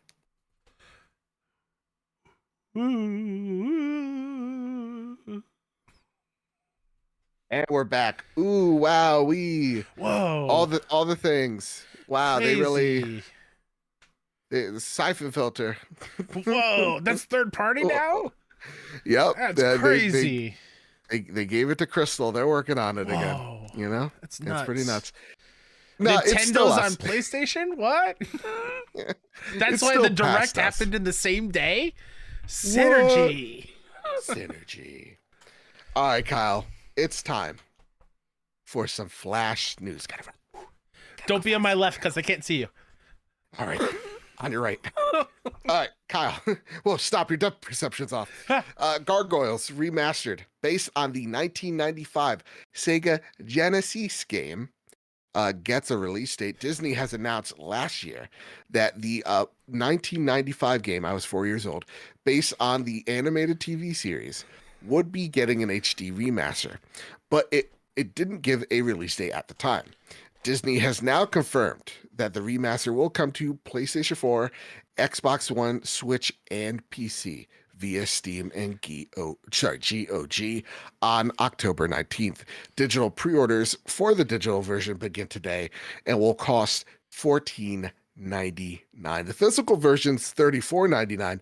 I would also say they're also making the Genesis version. Yeah, in the box. Legit a Genesis cart, which is awesome, really cool, and it looks like stone too. I love when Limited Run does this kind of stuff. Yeah. Kyle, are you a Gargoyles fan? I don't have the fondest of memories. I'm sure I enjoyed it, but it's not like, oh yeah, I love Gargoyles. I definitely have seen it. I've never played the game, but I like those old school Genesis Disney games. Yeah, so I'm definitely gonna pick it up. But it's a day before Spider-Man, so maybe not right away. Probably not. This is a good Halloween spooky game, I think. Yeah. $14.99. You really can't beat that price. That's pretty good. Yeah. That's what, and I'm just letting them know. That's what Star Wars Dark Forces ought to be. $15 remaster. Give me Dark Forces so I can plat that game. All right, Kyle. Here's some previews from Assassin's Creed Mirage. Someone's going to be really annoyed that I said it like that. IGN, this comes from them. To put it bluntly, Assassin's Creed Mirage seems to set the series back to its roots in the best way possible. The story and gameplay feel more like what made AC so popular in the first place, and its new setting and social stealth-heavy gameplay mechanics feel like the series has finally realized what was promised back in 2007. While some may not be happy with the scaled-back RPG elements, Mirage's focus setting, intuitive controls, and fun stealth gameplay has me excited to dive back into the franchise. From Eurogamer, the pace of the gameplay may be a bit slower, and despite the illusion of choice, this section felt a lot more linear than other parts of the game. But still, I was a fan and had a satisfying conclusion. All in all, I enjoyed my time being more of a Batman-style assassin in a smaller, more contained area far more than I did wandering around a big open area of recent AC games. Mirage certainly captures the nostalgia feeling hunting for targets back on the rooftops of AC1. And our friends over at the Console Creatures wrote, Ubisoft has mentioned in the past of wanting to go back to its origins and offer a title that would be like a quote tribute to what Assassin's Creed was in the beginning. And I have to admit that this seems to be the case with Assassin's Creed Mirage. Kyle, how are you feeling about AC Mirage? Hearing these previews, all of them have been glowing. What are you thinking about Mirage? Are you gonna be picking this one up day one? Where are you? This is the day one. All this is music to my ears. Yeah? Why makes you say that? I feel like AC has gotten too big for its britches lately. Fair. The fact that I spent 9-10ish hours in the opening area in Valhalla and didn't even scratch the surface of what that game is concerning. Yeah. I felt like they went way too big. And I'm happy that this is, closer to what I want from an AC game. The RPG stuff doesn't, like it being less than what we're used to, does bum me out too bad. I just really am. What was that? You said it doesn't bum me out too bad. You mean too much? Too much. Thank you. Got you. I'm excited to be the stealthiest assassin of how I prefer to play these games. Yeah, this has me really excited. As much as I loved Assassin's Creed Odyssey, I think Valhalla was way too big at the end of the day. So having something that is like 25 to 30 hours to complete, oh man, sign me up. That's what I want in games. Again, not every game needs to be that 100-hour RPG. So to see something go back to its roots and offer that Batman-style assassin is really what rang true for me. So that AC Mirage. I forgot what it was. Summer Game Fest demo or Xbox thing, but the little gameplay walkthrough of you having to take out the Overwatch dude to use your hawk. Just that me thinking that of that mechanic has me so excited for the possibilities of what this game will allow us to do. Yeah, I feel again as I get older, I just prefer stealth. Yeah, it's something I always want to do. All right. Here's one that speaks right to my soul. Lies of P reviews are in. Our good friend Travis over at IGN gave it an 8, which is a normal man's 10. Lies of P might not branch out particularly far from its Souls-like inspiration, but it plays the part extremely well. Ruben Mount over at the Sixth Access gave it a 9 and writes, smooth combat, seamless exploration, and a set of well-executed mechanics that makes Lies of P an excellent Souls-like. When you add the gorgeous visuals, the desolate world design, the stark sound design, and engrossing story, it raises the experience above its contemporaries. All in all, Lies of P is essentially Bloodborne, featuring Timothy Chalamet, that a fine drink of water, as all the kids are saying. It does more than enough to mark itself as a unique title worth your time. And I'm not lying. Richard Wakeling over at GameSpot also gave it an 8 and said, for the most part, Lies of P is content to adorn its existing mechanics and ideas with its own story and aesthetic. This may be derivative approach, but it nails the core Souls-like experience. with each of its various mechanics seemingly coinciding with creating in a thrilling action adventure game that's challenging, varied, and dripping with atmosphere. It's easy to be reductive when a game wears its influences on its sleeve as boldly as Lies of P does, but plenty of other games have tried and failed to recreate the same magic. It's not an easy endeavor, and while it does not shake up the formula or reinvent the wheel, Lies of P is still one of the genre's most accomplished and enjoyable entries, and that's the truth. Ooh, get it? Pinocchio? Get it? So I'm not lying. Yeah. I see what you did there. Get it. Always makes me think of the Family Guy scene with Pinocchio telling a lie. Another fun fact: I hate Family Guy. I like old Family Guy. It's great. All right, Kyle. Yeah. Oh, I want to play this game so bad. Same. This is screaming at me, dude. Tuesday cannot come fast enough. And yeah, I was getting a lot of DMs going, Joe, this is what you want.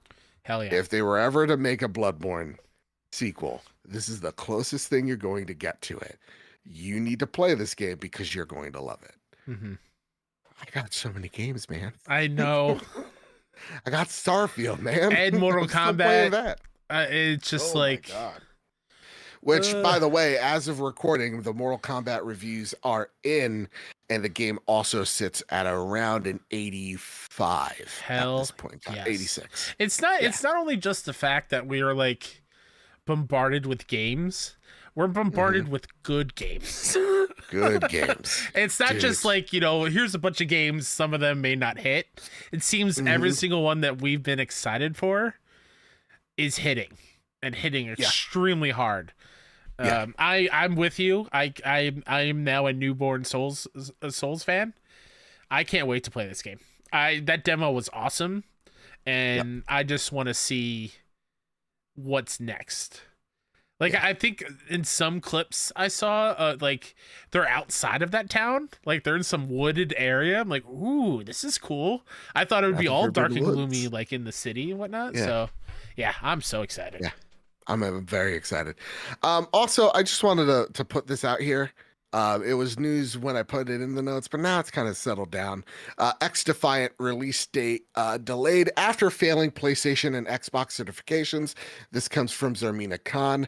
Ubisoft's first-person shooter XDefiant has suffered a release date window delayed as the game failed PlayStation and Xbox certifications. In a candid update, Ubisoft provided a detailed description of the process where XDefiant stands.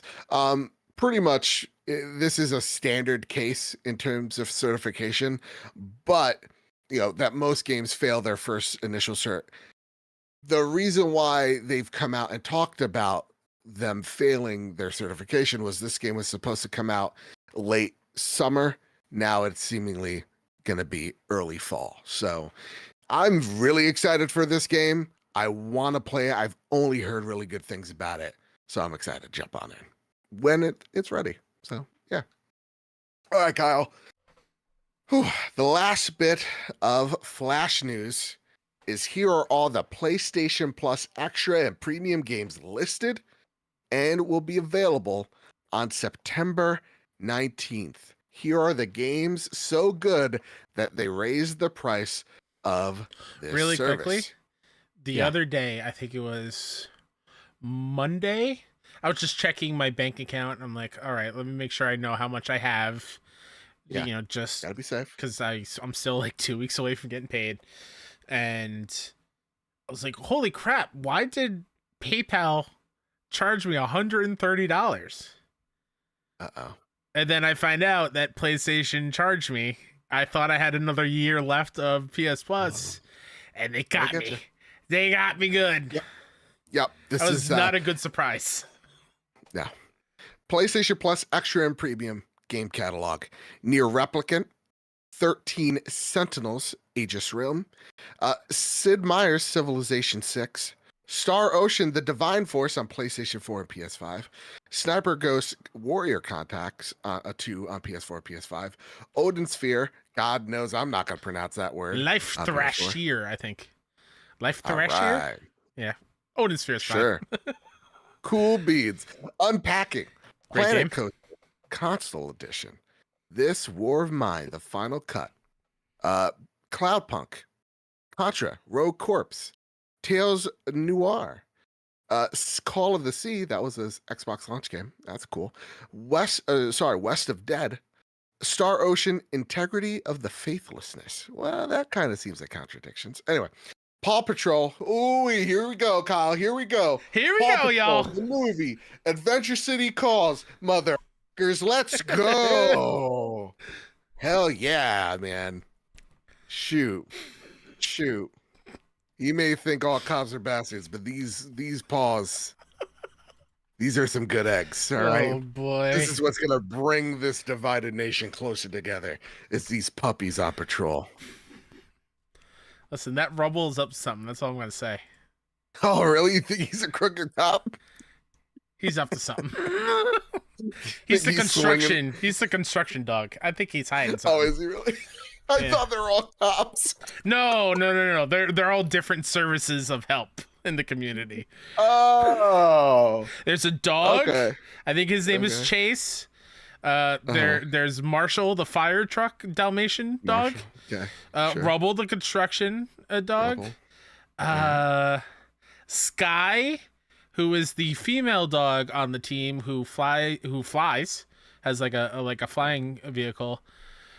Tracker, who's like a forest state trooper kind of dude. Park ranger. There's an underwater one now that I can't remember. He barely gets any screen time. Lifeguard.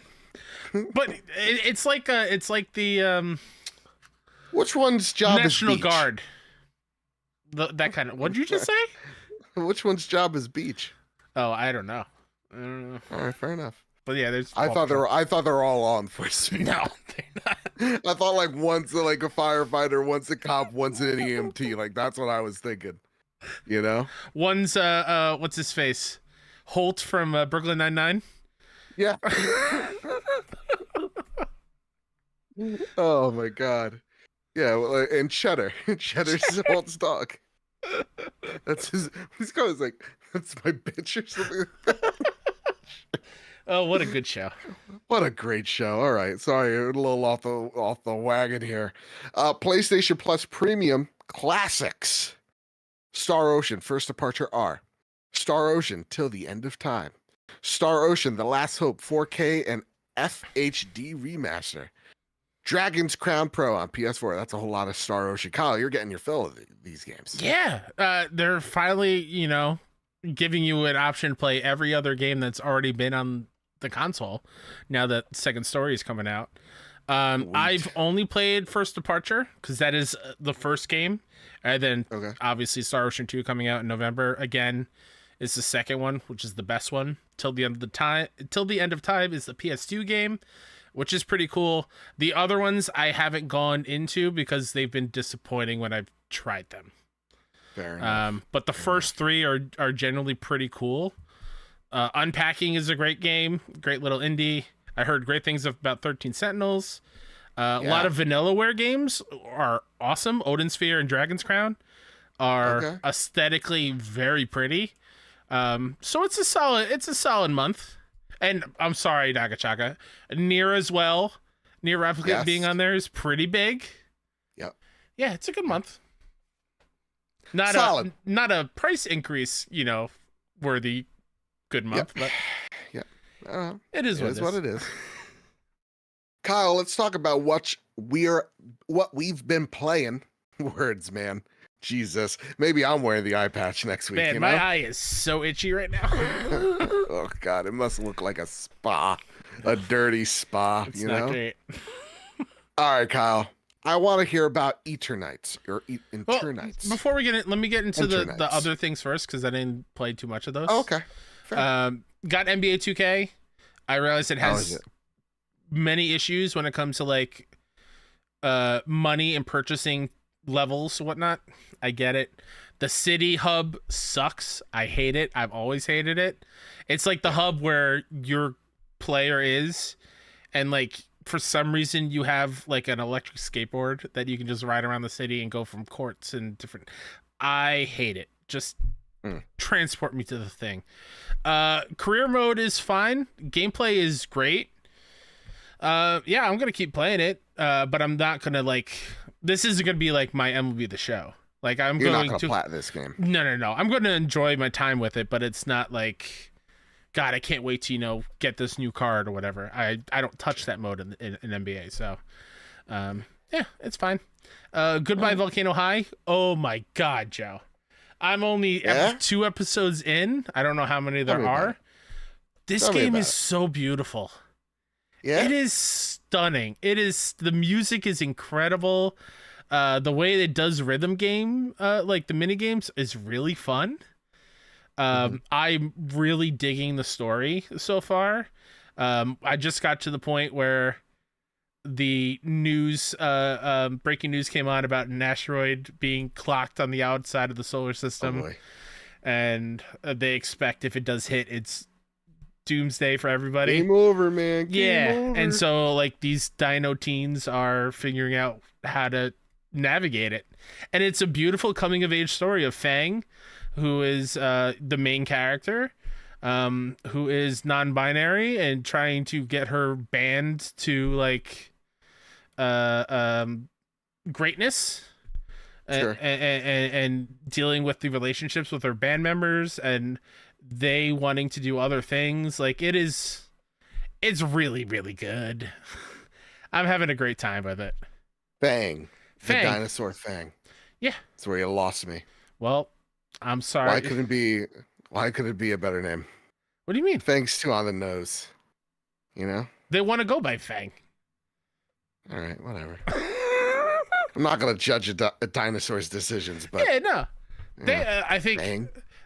They all. What are they going to name? If I'm a dinosaur, I'm going to be named Claw. No, they all have regular names, and it's just so they're just that character chooses to go by Fang. That's it.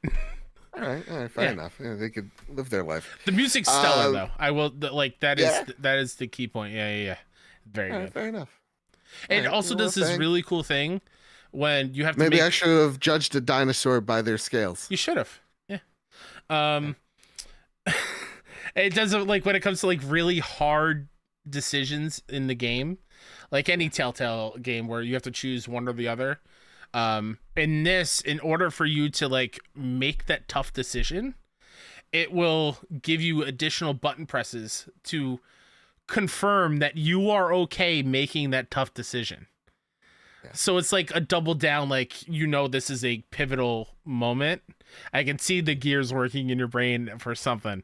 So like you can go in between, and when you click on certain choices, the text will change, and it's like your inner voice saying like, oh, that's stupid, don't say that, like I'm overreacting. Okay. But when it comes to like the tough things, you move over to it, and then it'll stop going halfway through and like, are you sure? Press down L2 R2 to like confirm your decision. I really dig that, as like it's those tough decisions in real life, like you have to like double down and make sure you want to do them. So this is to gamify that, and I think it works really well. Fair enough. I was just thinking with the eye patch, I want to call you Claw from here on out. Okay. Like Ulysses Claw, who's stealing vibranium? Yeah, something like that. Something like that. We just got to remove an arm, but we'll make it work. Yeah. All right, Kyle. Hold on. I want to know about Eternites. Butcher's right there. So you look like a sailor who's seen some shit, That's all I'm going to say. I've seen some shit, Joe. I actually wrote down notes. Oh, really? Because you told me you're like, you beat it. I'm like, okay, cool. How was it? You're like, this is one of the most horny games I've ever played. It's so horny, y'all. It's real horny. So please note, code provided by the developer. Yeah. These thoughts are our own. Yep. So Kyle, take it away. What is Eternites? Why should people may or may not want to check this thing out? If you are a fan of Persona and the way Persona deals with, hanging out with your party members, your confidants, and raising your bonds with them, this needs to be on your radar. You need to play it immediately. I think that is easily the strongest part of this game.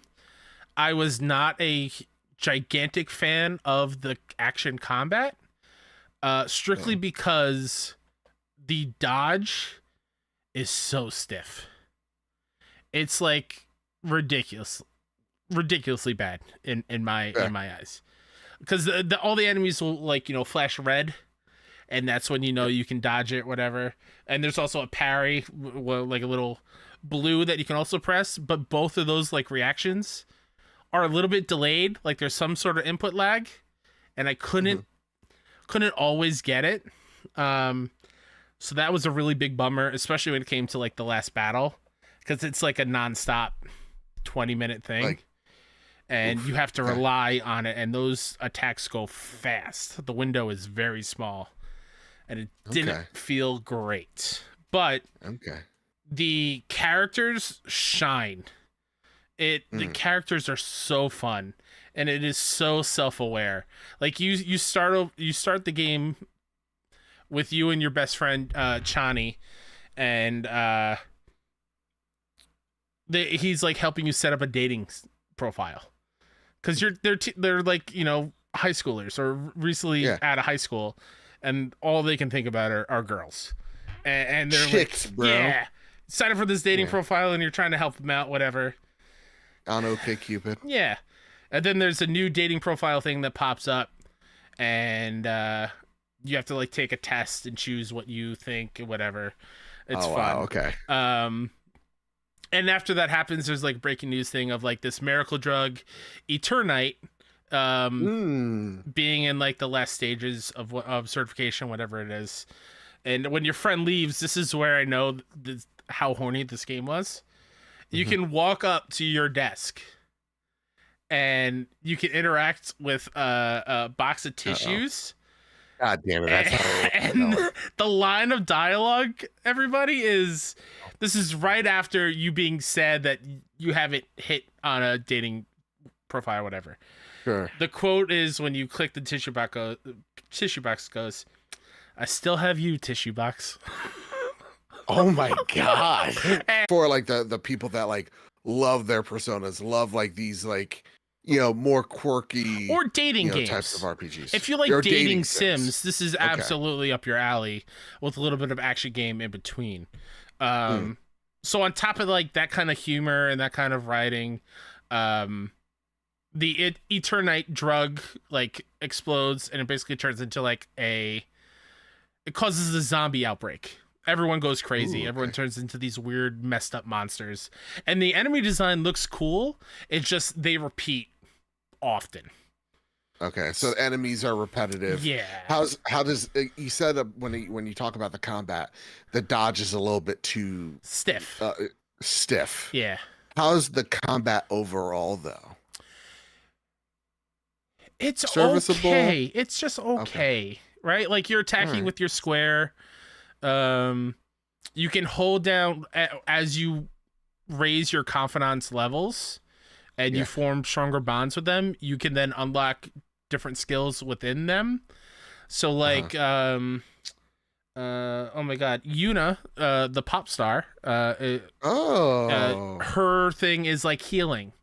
Another one is like ice-based magic, and another one is like defense, and like, so that is what boosting your bond with them will give you, those kind of beneficial skills.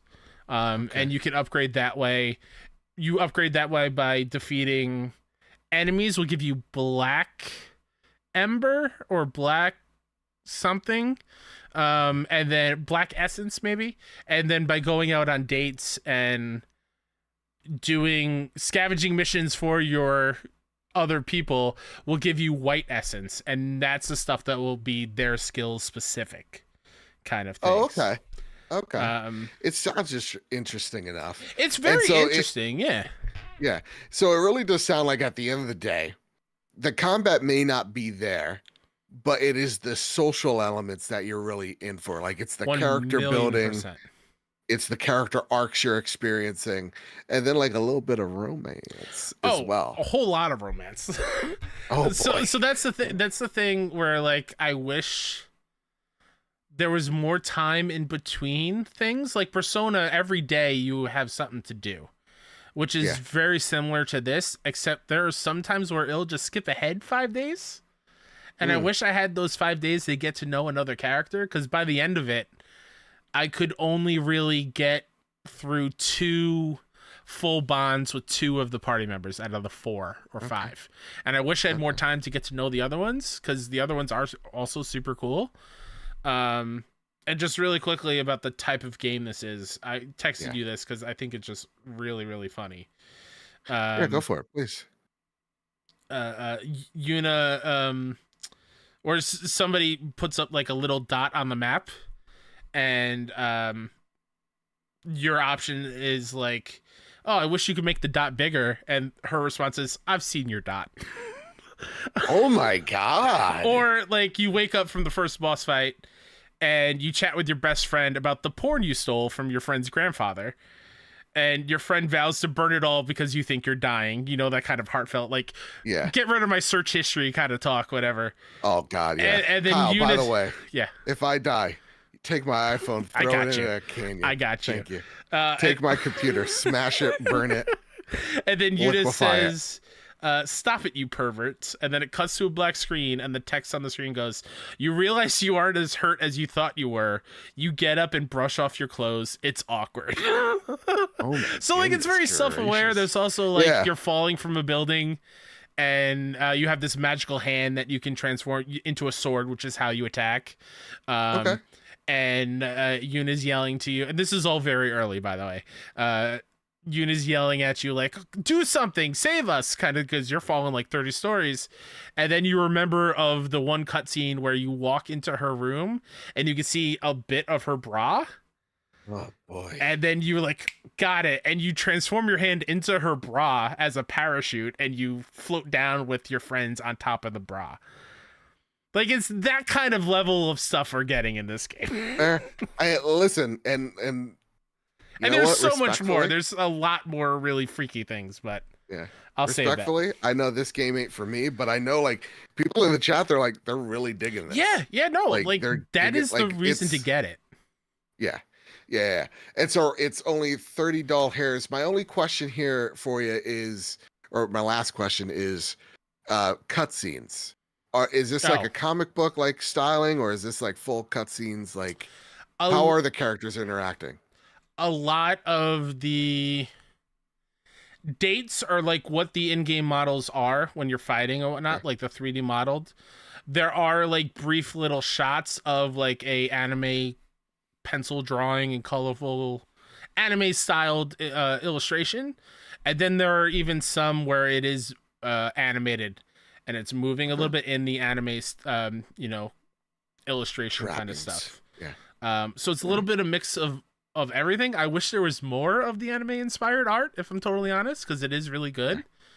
But yeah, it's kind of all over the place, and like I mentioned, the story is good, the characters are awesome. It's just the combat that holds it back. The combat holds it back, and also there are many moments where they kind of rush through things. Like, all this takes place over maybe a month and a half. It feels like 3 days. They kind of rush through things really quickly, and when you do dungeons, similar to the Persona dungeons, where you have a certain amount of time to fulfill the task before everything goes to shit, if you fail in the dungeon in this game, you aren't popped back to the beginning. You just start all over at the checkpoint. So that countdown until like the end of everything is like pointless. You can never not run out of time. You can just literally wait till the last day and do the dungeon and be totally fine. Okay. Yeah. Okay. Yeah, this really does, like, as you're describing it, like, even to me, I'm like, yeah, this is very much sounds like it wears its love for Persona on its sleeve. So if you guys love Persona, would you recommend it for Persona fans out there? Yes, absolutely. Okay. If you're into that dating sim kind of game, if you're into the Persona confidant, spending time with who you want to spend time with, it is up there as like a very enjoyable experience. If you're going into this expecting like a really in-depth action focused game with those elements, I'm going to say you might be a little disappointed. But I still think it's worth your time. Fair. It's a solid game, and it's made by a few people too. So like, it's pretty impressive. Awesome. Yeah. Okay. There you go. There's Yuna in chat, which by the way, Yuna, I'm sorry that the main other character, the one that I chose at the end, was named Yuna. I'm sorry. Happenstance. Yeah, just happenstance. How long was my playthrough?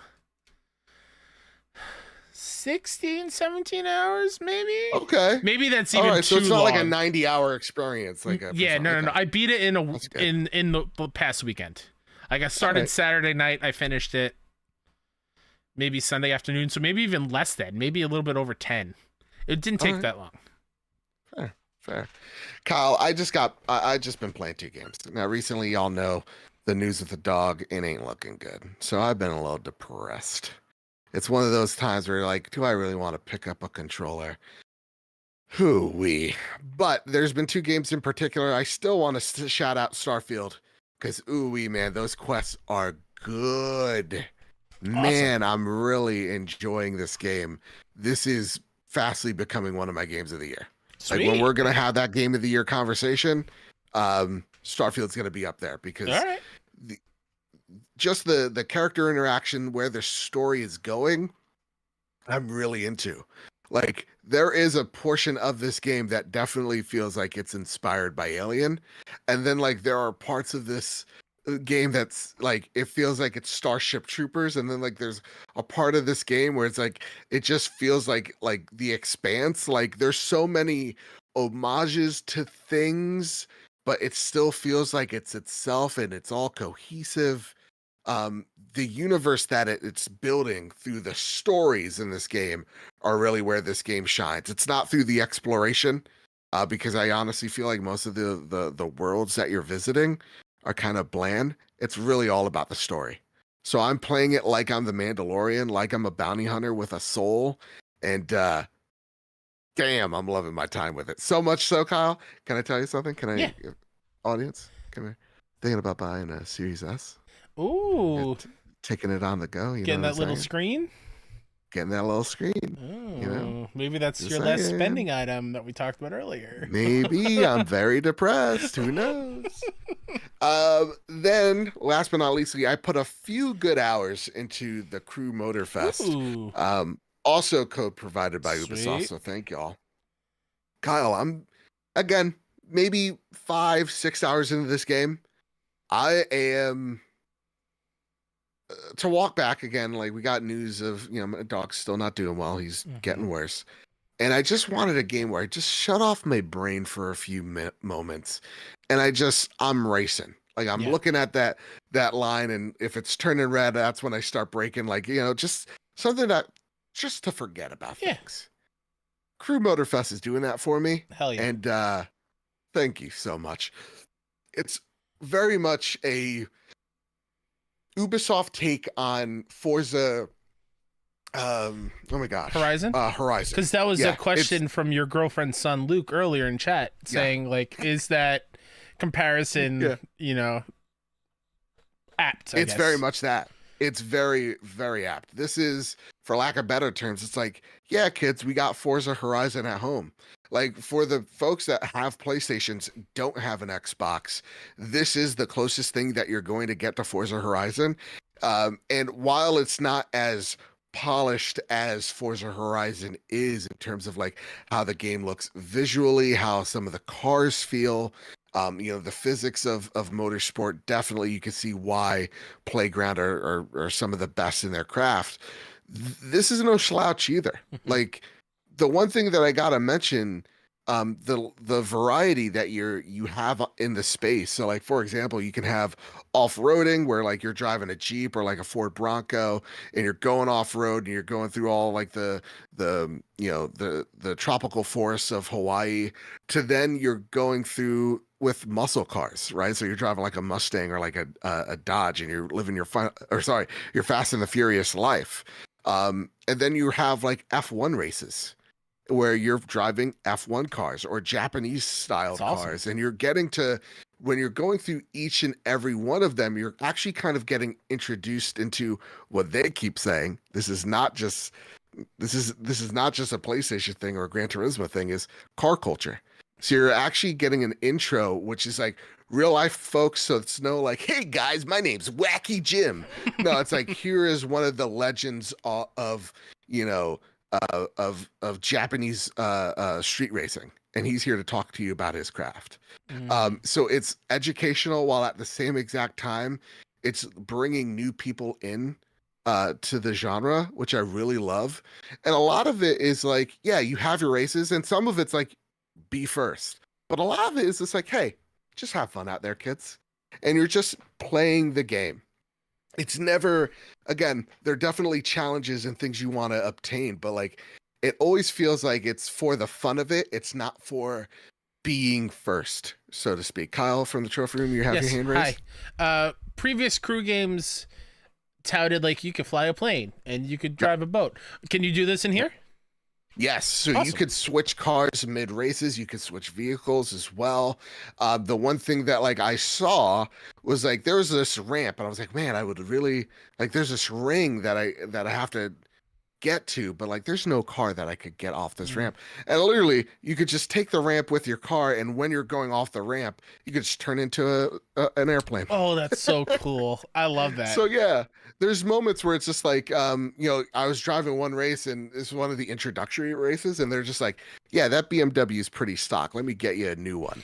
And literally, I'm driving a blue, like basic BMW. Then all of a sudden, my BMW turns into this souped up red, cool. racer. So like it's very much a video game. It's like, here's Hawaii, and Hawaii looks beautiful.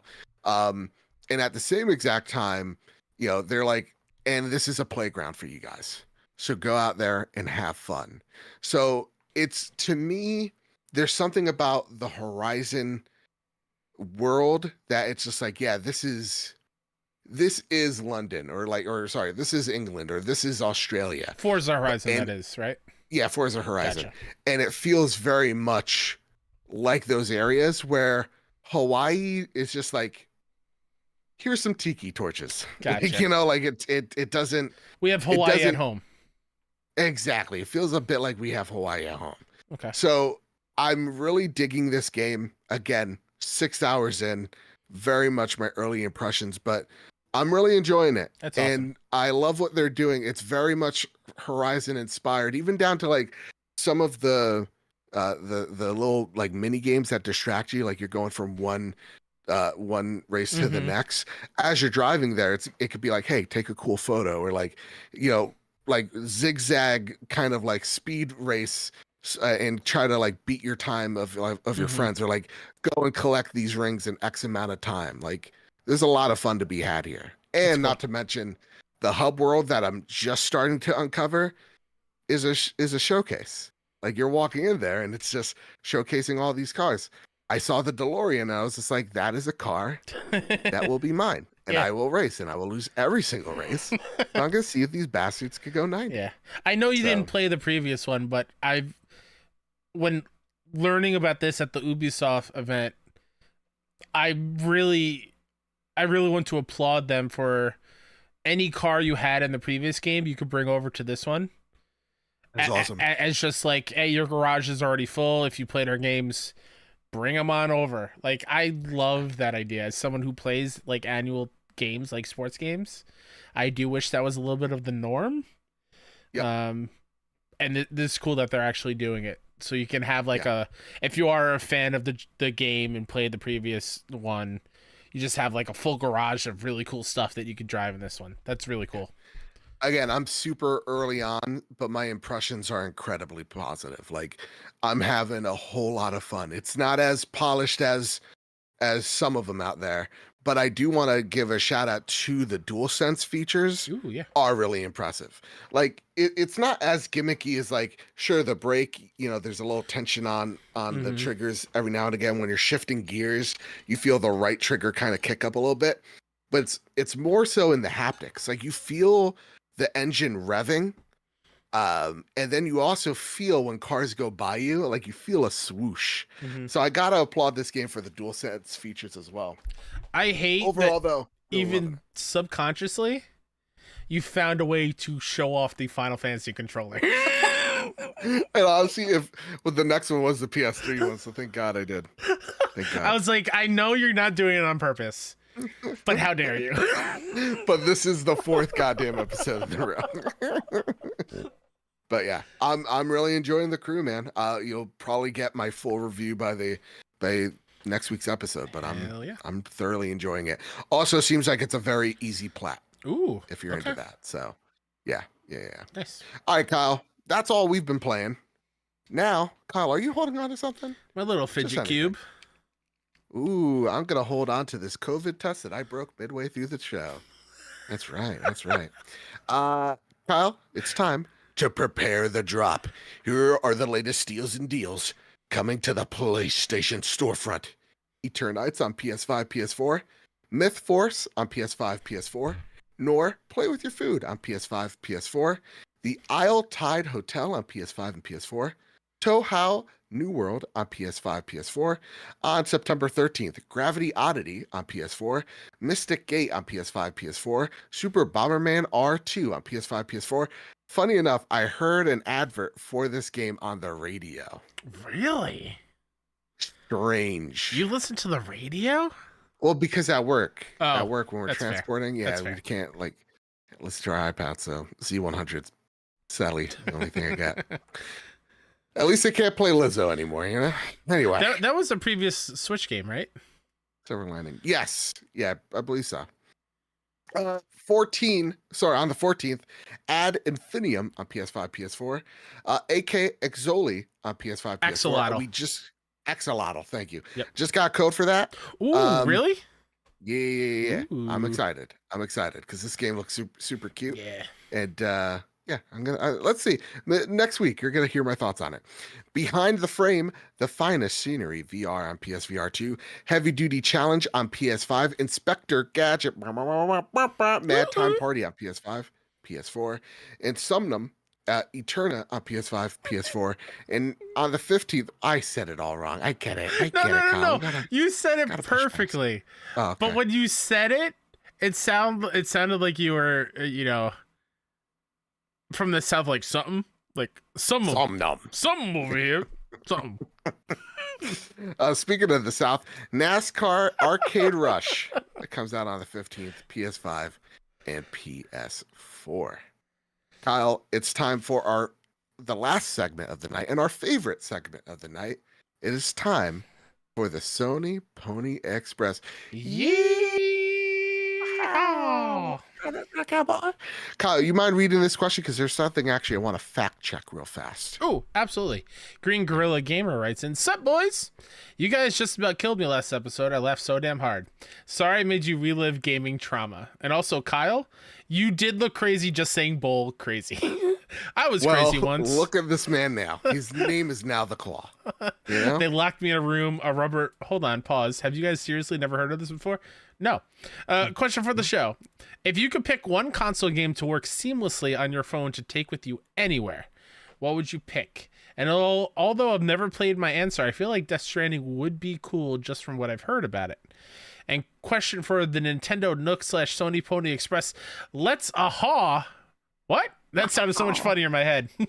Top 3 Nintendo games you'd want to see come to PlayStation. For him, Mario Kart Wii, Super Metroid, and Legend of Zelda Majora's Mask.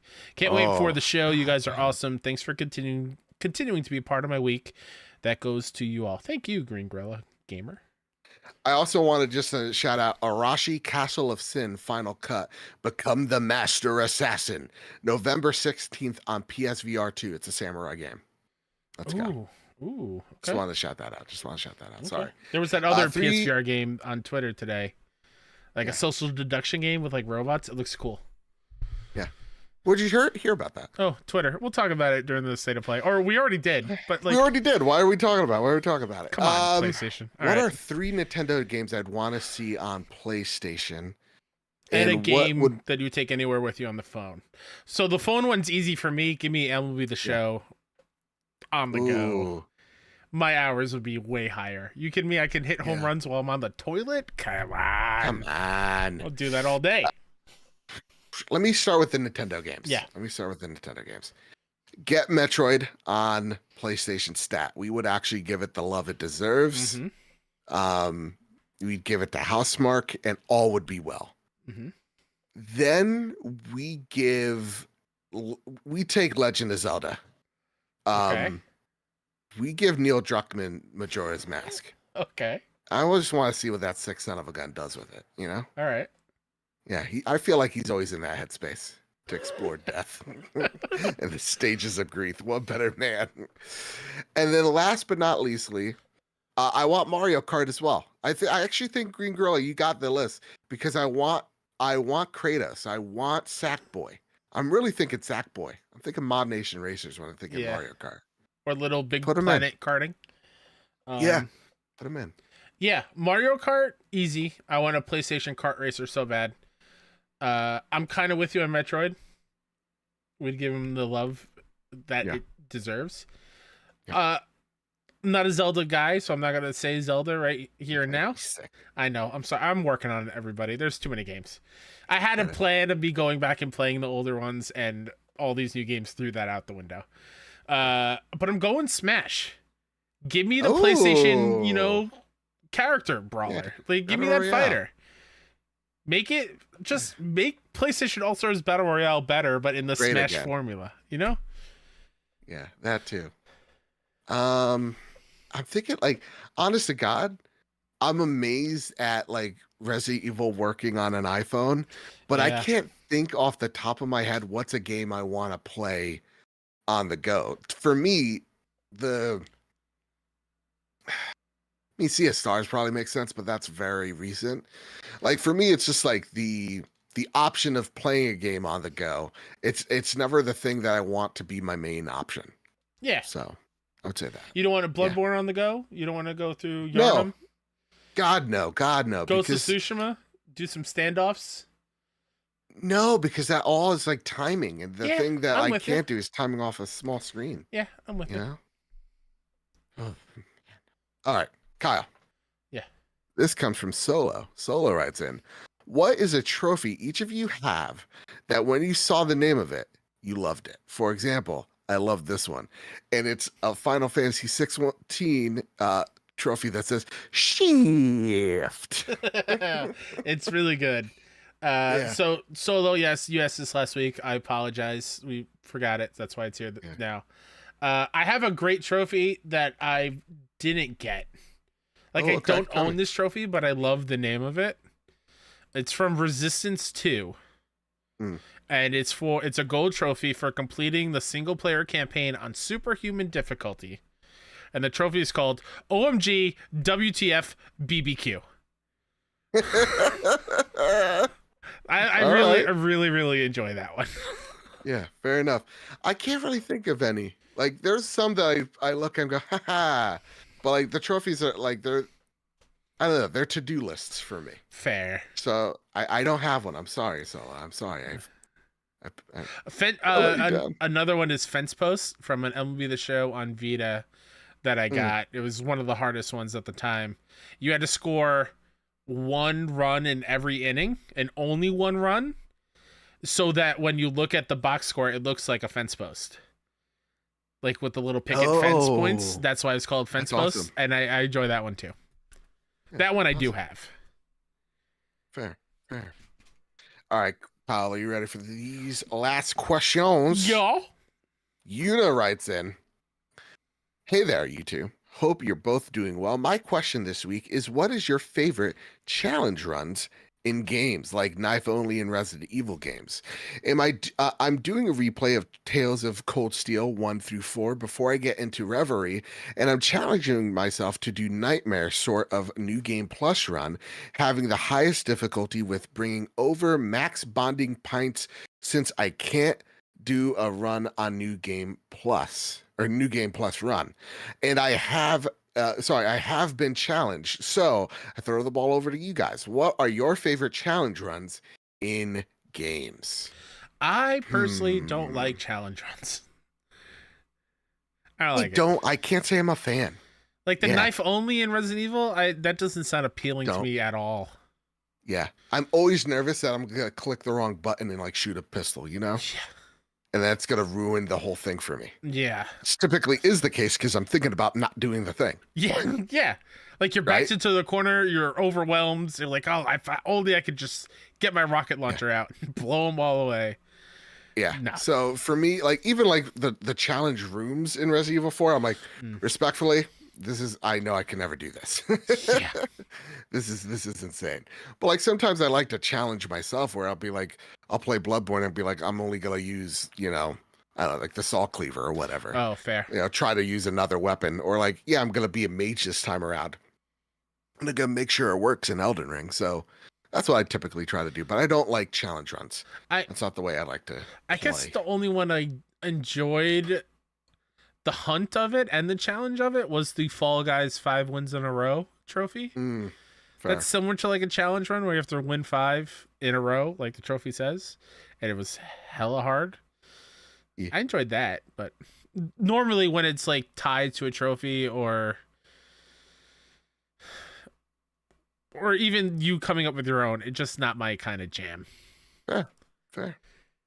Ghetto Berry writes in, hey guys, it's my birthday today, September 13th. Hey, happy birthday. And it's a big one, a massive 40. Oh, happy birthday, my man. Happy birthday. But still young at heart. Damn straight. So to celebrate, we are driving up to Manchester this weekend and visiting an arcade club, Europe's biggest arcade building. 4 floors of pure arcade cabinet fun with a bar practically on every floor. Can I come? Can I get a holler? So going by the theme of arcades, what games can we recreate from the 80s, 90s, and early 2000s? Arcade game. I could totally see COD as a duck hunt game with terrorists, or how problematic that would be since it's in the 80s. That'd be nuts. Yeah. Or The Last of Us, but a House of the Dead game. Or what about Gotham Knights, but as, oh my God, TMNT Shredder's Revenge style beat 'em up. Yes, what say you?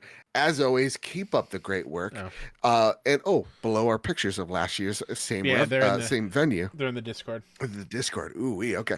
More reason to go check out the Discord. Gosh, god damn. What recent game would I want an arcade port of? I got it. Oh, I also got one. Go ahead. It's Call of Duty, but it's Time Crisis. Yeah, I could see that. Standard. I love Time Crisis, dude. Yeah. Loved it. Think about it. You're throwing the knife, but it's in... I love how we're both like in the same vein. I'm also thinking an arcade shooter, but give me Resogun as an arcade cabinet. Ooh, yes. I think that would be so cool. Oh my God. I was also thinking Transformers, but like, those pods for the mech games, like it's Mech Warrior or Mech Assault. Yeah. That's what I was thinking. But make it Armored Core. There you go. There you go. Halo had one, right? Didn't Halo have a cab? Yeah, Fire Team Raven, I think it's called. You sit in? Yeah, I think I played that once. Yeah, I played it once, yeah. What else is there?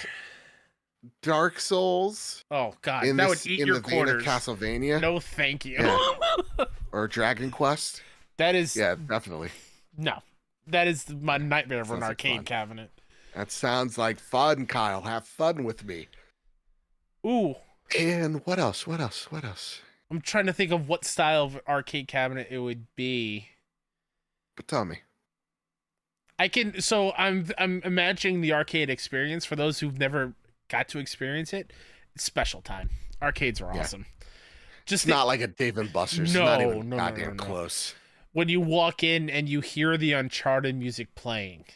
And there's an Uncharted cabinet there. I just don't know what style of arcade game that would be. Yeah. I mean, I wanted to do it. Wait,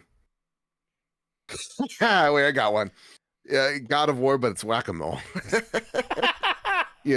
That's awesome. You get a little axe. Yeah. Oh, sorry, couldn't mute that. Yeah. Or Mjolnir. You're like either or. Boy. Yeah. That'd be cool. Goddamn.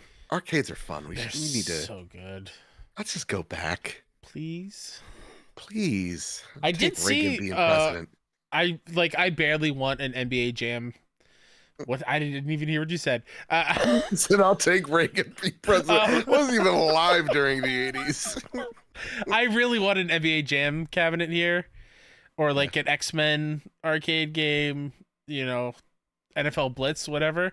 I did see our arcade one up. They obviously have some of those, but they're making a Time Crisis one with like the actual, guns and I'm whatnot. telling you, PSVR Time Crisis is right there. It's right there, right in front of you. Ace Insane writes in, question for the Sony Pony Express. Yeah. When games let you have a romantic partner, what are some of your favorite wives/husbandos that stand out? For me, it's Liara in Mass Effect as one example. Also, Joe, Andresia in Starfield. Sorry, Andresia or Sarah in Starfield. To me, Andresia all the way. Ace Insane knew exactly where my brain was going to, and just respect him. I just respect him. That's a man. And Andresia is such a lady. It's Andresia all the way. It's Andresia all the way. Andresia is bae. She is my wife. And once I found her, it was love at first sight because I let go of Vasco. Sarah just started to annoy me because she's too goody two-shoes and I couldn't just kill anybody and steal all this stuff. Andresia, there's some leeway, Okay. So Andresia, when it comes to Starfield, when I think of romantic partner, oh man, this is. I've got an easy one. I mean, I got an easy one too, but you go first. Miranda, Mass Effect 2. God bless. Judy, Cyberpunk. I am but a man. That's fair. I'm not a Pam man. I'm trying to. And sure, did I think about my life with Rivers? Sure, who didn't? I mean, look at that body on that man, on that fella. I also made you question sometimes. I know not everyone played it. I know you enjoyed it when I think we live streamed a little bit. I don't know if you ever went through it all. I'm really particular to Saffron from 5 Dates. Oh, fair enough. Saffron was very, very good as a romantic partner. Wow. Also, just give it up to Cortana. Let's be real. Sure. We all thought about it. Okay. We all thought about it. Thinking of coming home and she's making a virtual meatloaf. What version of Halo lets you date Cortana? Because the question is specifically games that let you choose a partner. Oh, well, I'm sorry. I was thinking of games I'd like to have romantic partners. Okay. You know what I mean? I just like to think the way Joe played Halo the entire time was like, oh, Cortana? Ooh. Well, they always had a will they, won't they sexual tension. Okay. That I would have liked to see go somewhere. Fair. Yeah. Well, yeah, there you go. So, yeah, mine's is Judy, 100%. Andresia, respectfully. Miranda as well, Mass Effect 2. Then who was the chick in Mass Effect 1? Liara? She turned out to be a space... No, she turned out to be Ashley? a space racist. Ashley, yeah. Yeah. Made me think. I was like, maybe I could see myself invading a capital on January 6th with her. Oh, boy. Space capital. Get me out of this situation. Listen, you're the one with the eye patch, all right? I'm not saying wild shit right now. I feel like you have a shaman on speed dial with that eye patch there. All right? Jeez Louise. Oh, God. Let's take the Citadel back. Gosh darn. Everybody, that's been the Trophy Room PlayStation podcast made by the players for the players. Kyle, is there anything you'd like to spotlight before we get on out of here? I had a lot of fun this episode. Myself, Mr. K-Step, pretty much everywhere. 6-1 Indie, all the indie gaming news you need to know about. Definitely stole that tagline from something. I don't remember it right now. New to me. 61indie.com. You can go to 61indie.com/showcase to watch the indie game showcase that we put on a few weeks ago, as well as dev interviews and all that stuff. It'd be greatly appreciated. Before we go, I do want to shout out our PlayStation DualSense Spider-Man Collector's Edition giveaway. Oh man, sorry. Spider-Man DualSense giveaway. There you go. Ends on the 25th. Join the Discord. Be a patron if you'd like. You don't have to be, but earns you extra points. Or rate us 5 stars on either Apple podcast or on Spotify to be entered to win a Spider-Man DualSense controller. And just a big shout out to everybody. Y'all have been so incredibly kind, especially today as we, Doggo is not doing any better. He's getting progressively worse, and it's been a rough month. And just seeing everybody reach out, like a lot of people, like I know Kyle, you're doing the what's the thing, the Jeff Keighley Awards where they're gonna put you on a Future JPEG. Class. Future Class, right? I've seen a lot of that, and honestly, I just feel so jaded. I was like, whatever. Mm-hmm. This seeing everybody reach out here definitely shows that I'm not alone. Seeing the love and support that we've cultivated from this community is just enough for me, So I really want to thank everybody because it's been real rough. So I want to thank everybody once again for being the best community on the internet. And with all that said, with all that out of the way, everybody find me over at Mr. Badbit. Find the show over at PS Trophy Room on Twitter. Go find us at PS Trophy Room as well on YouTube/PS Trophy Room. You can find us there. And yeah, so with all that said, with all that out of the way, I'm sorry I ended on such a bummer note. Love you, buddy. Keep it what's about you. Love you too. Keep hunting and keep playing PlayStation. See y'all. Bye. Love you. People in chat, we'll see you tomorrow for the live react.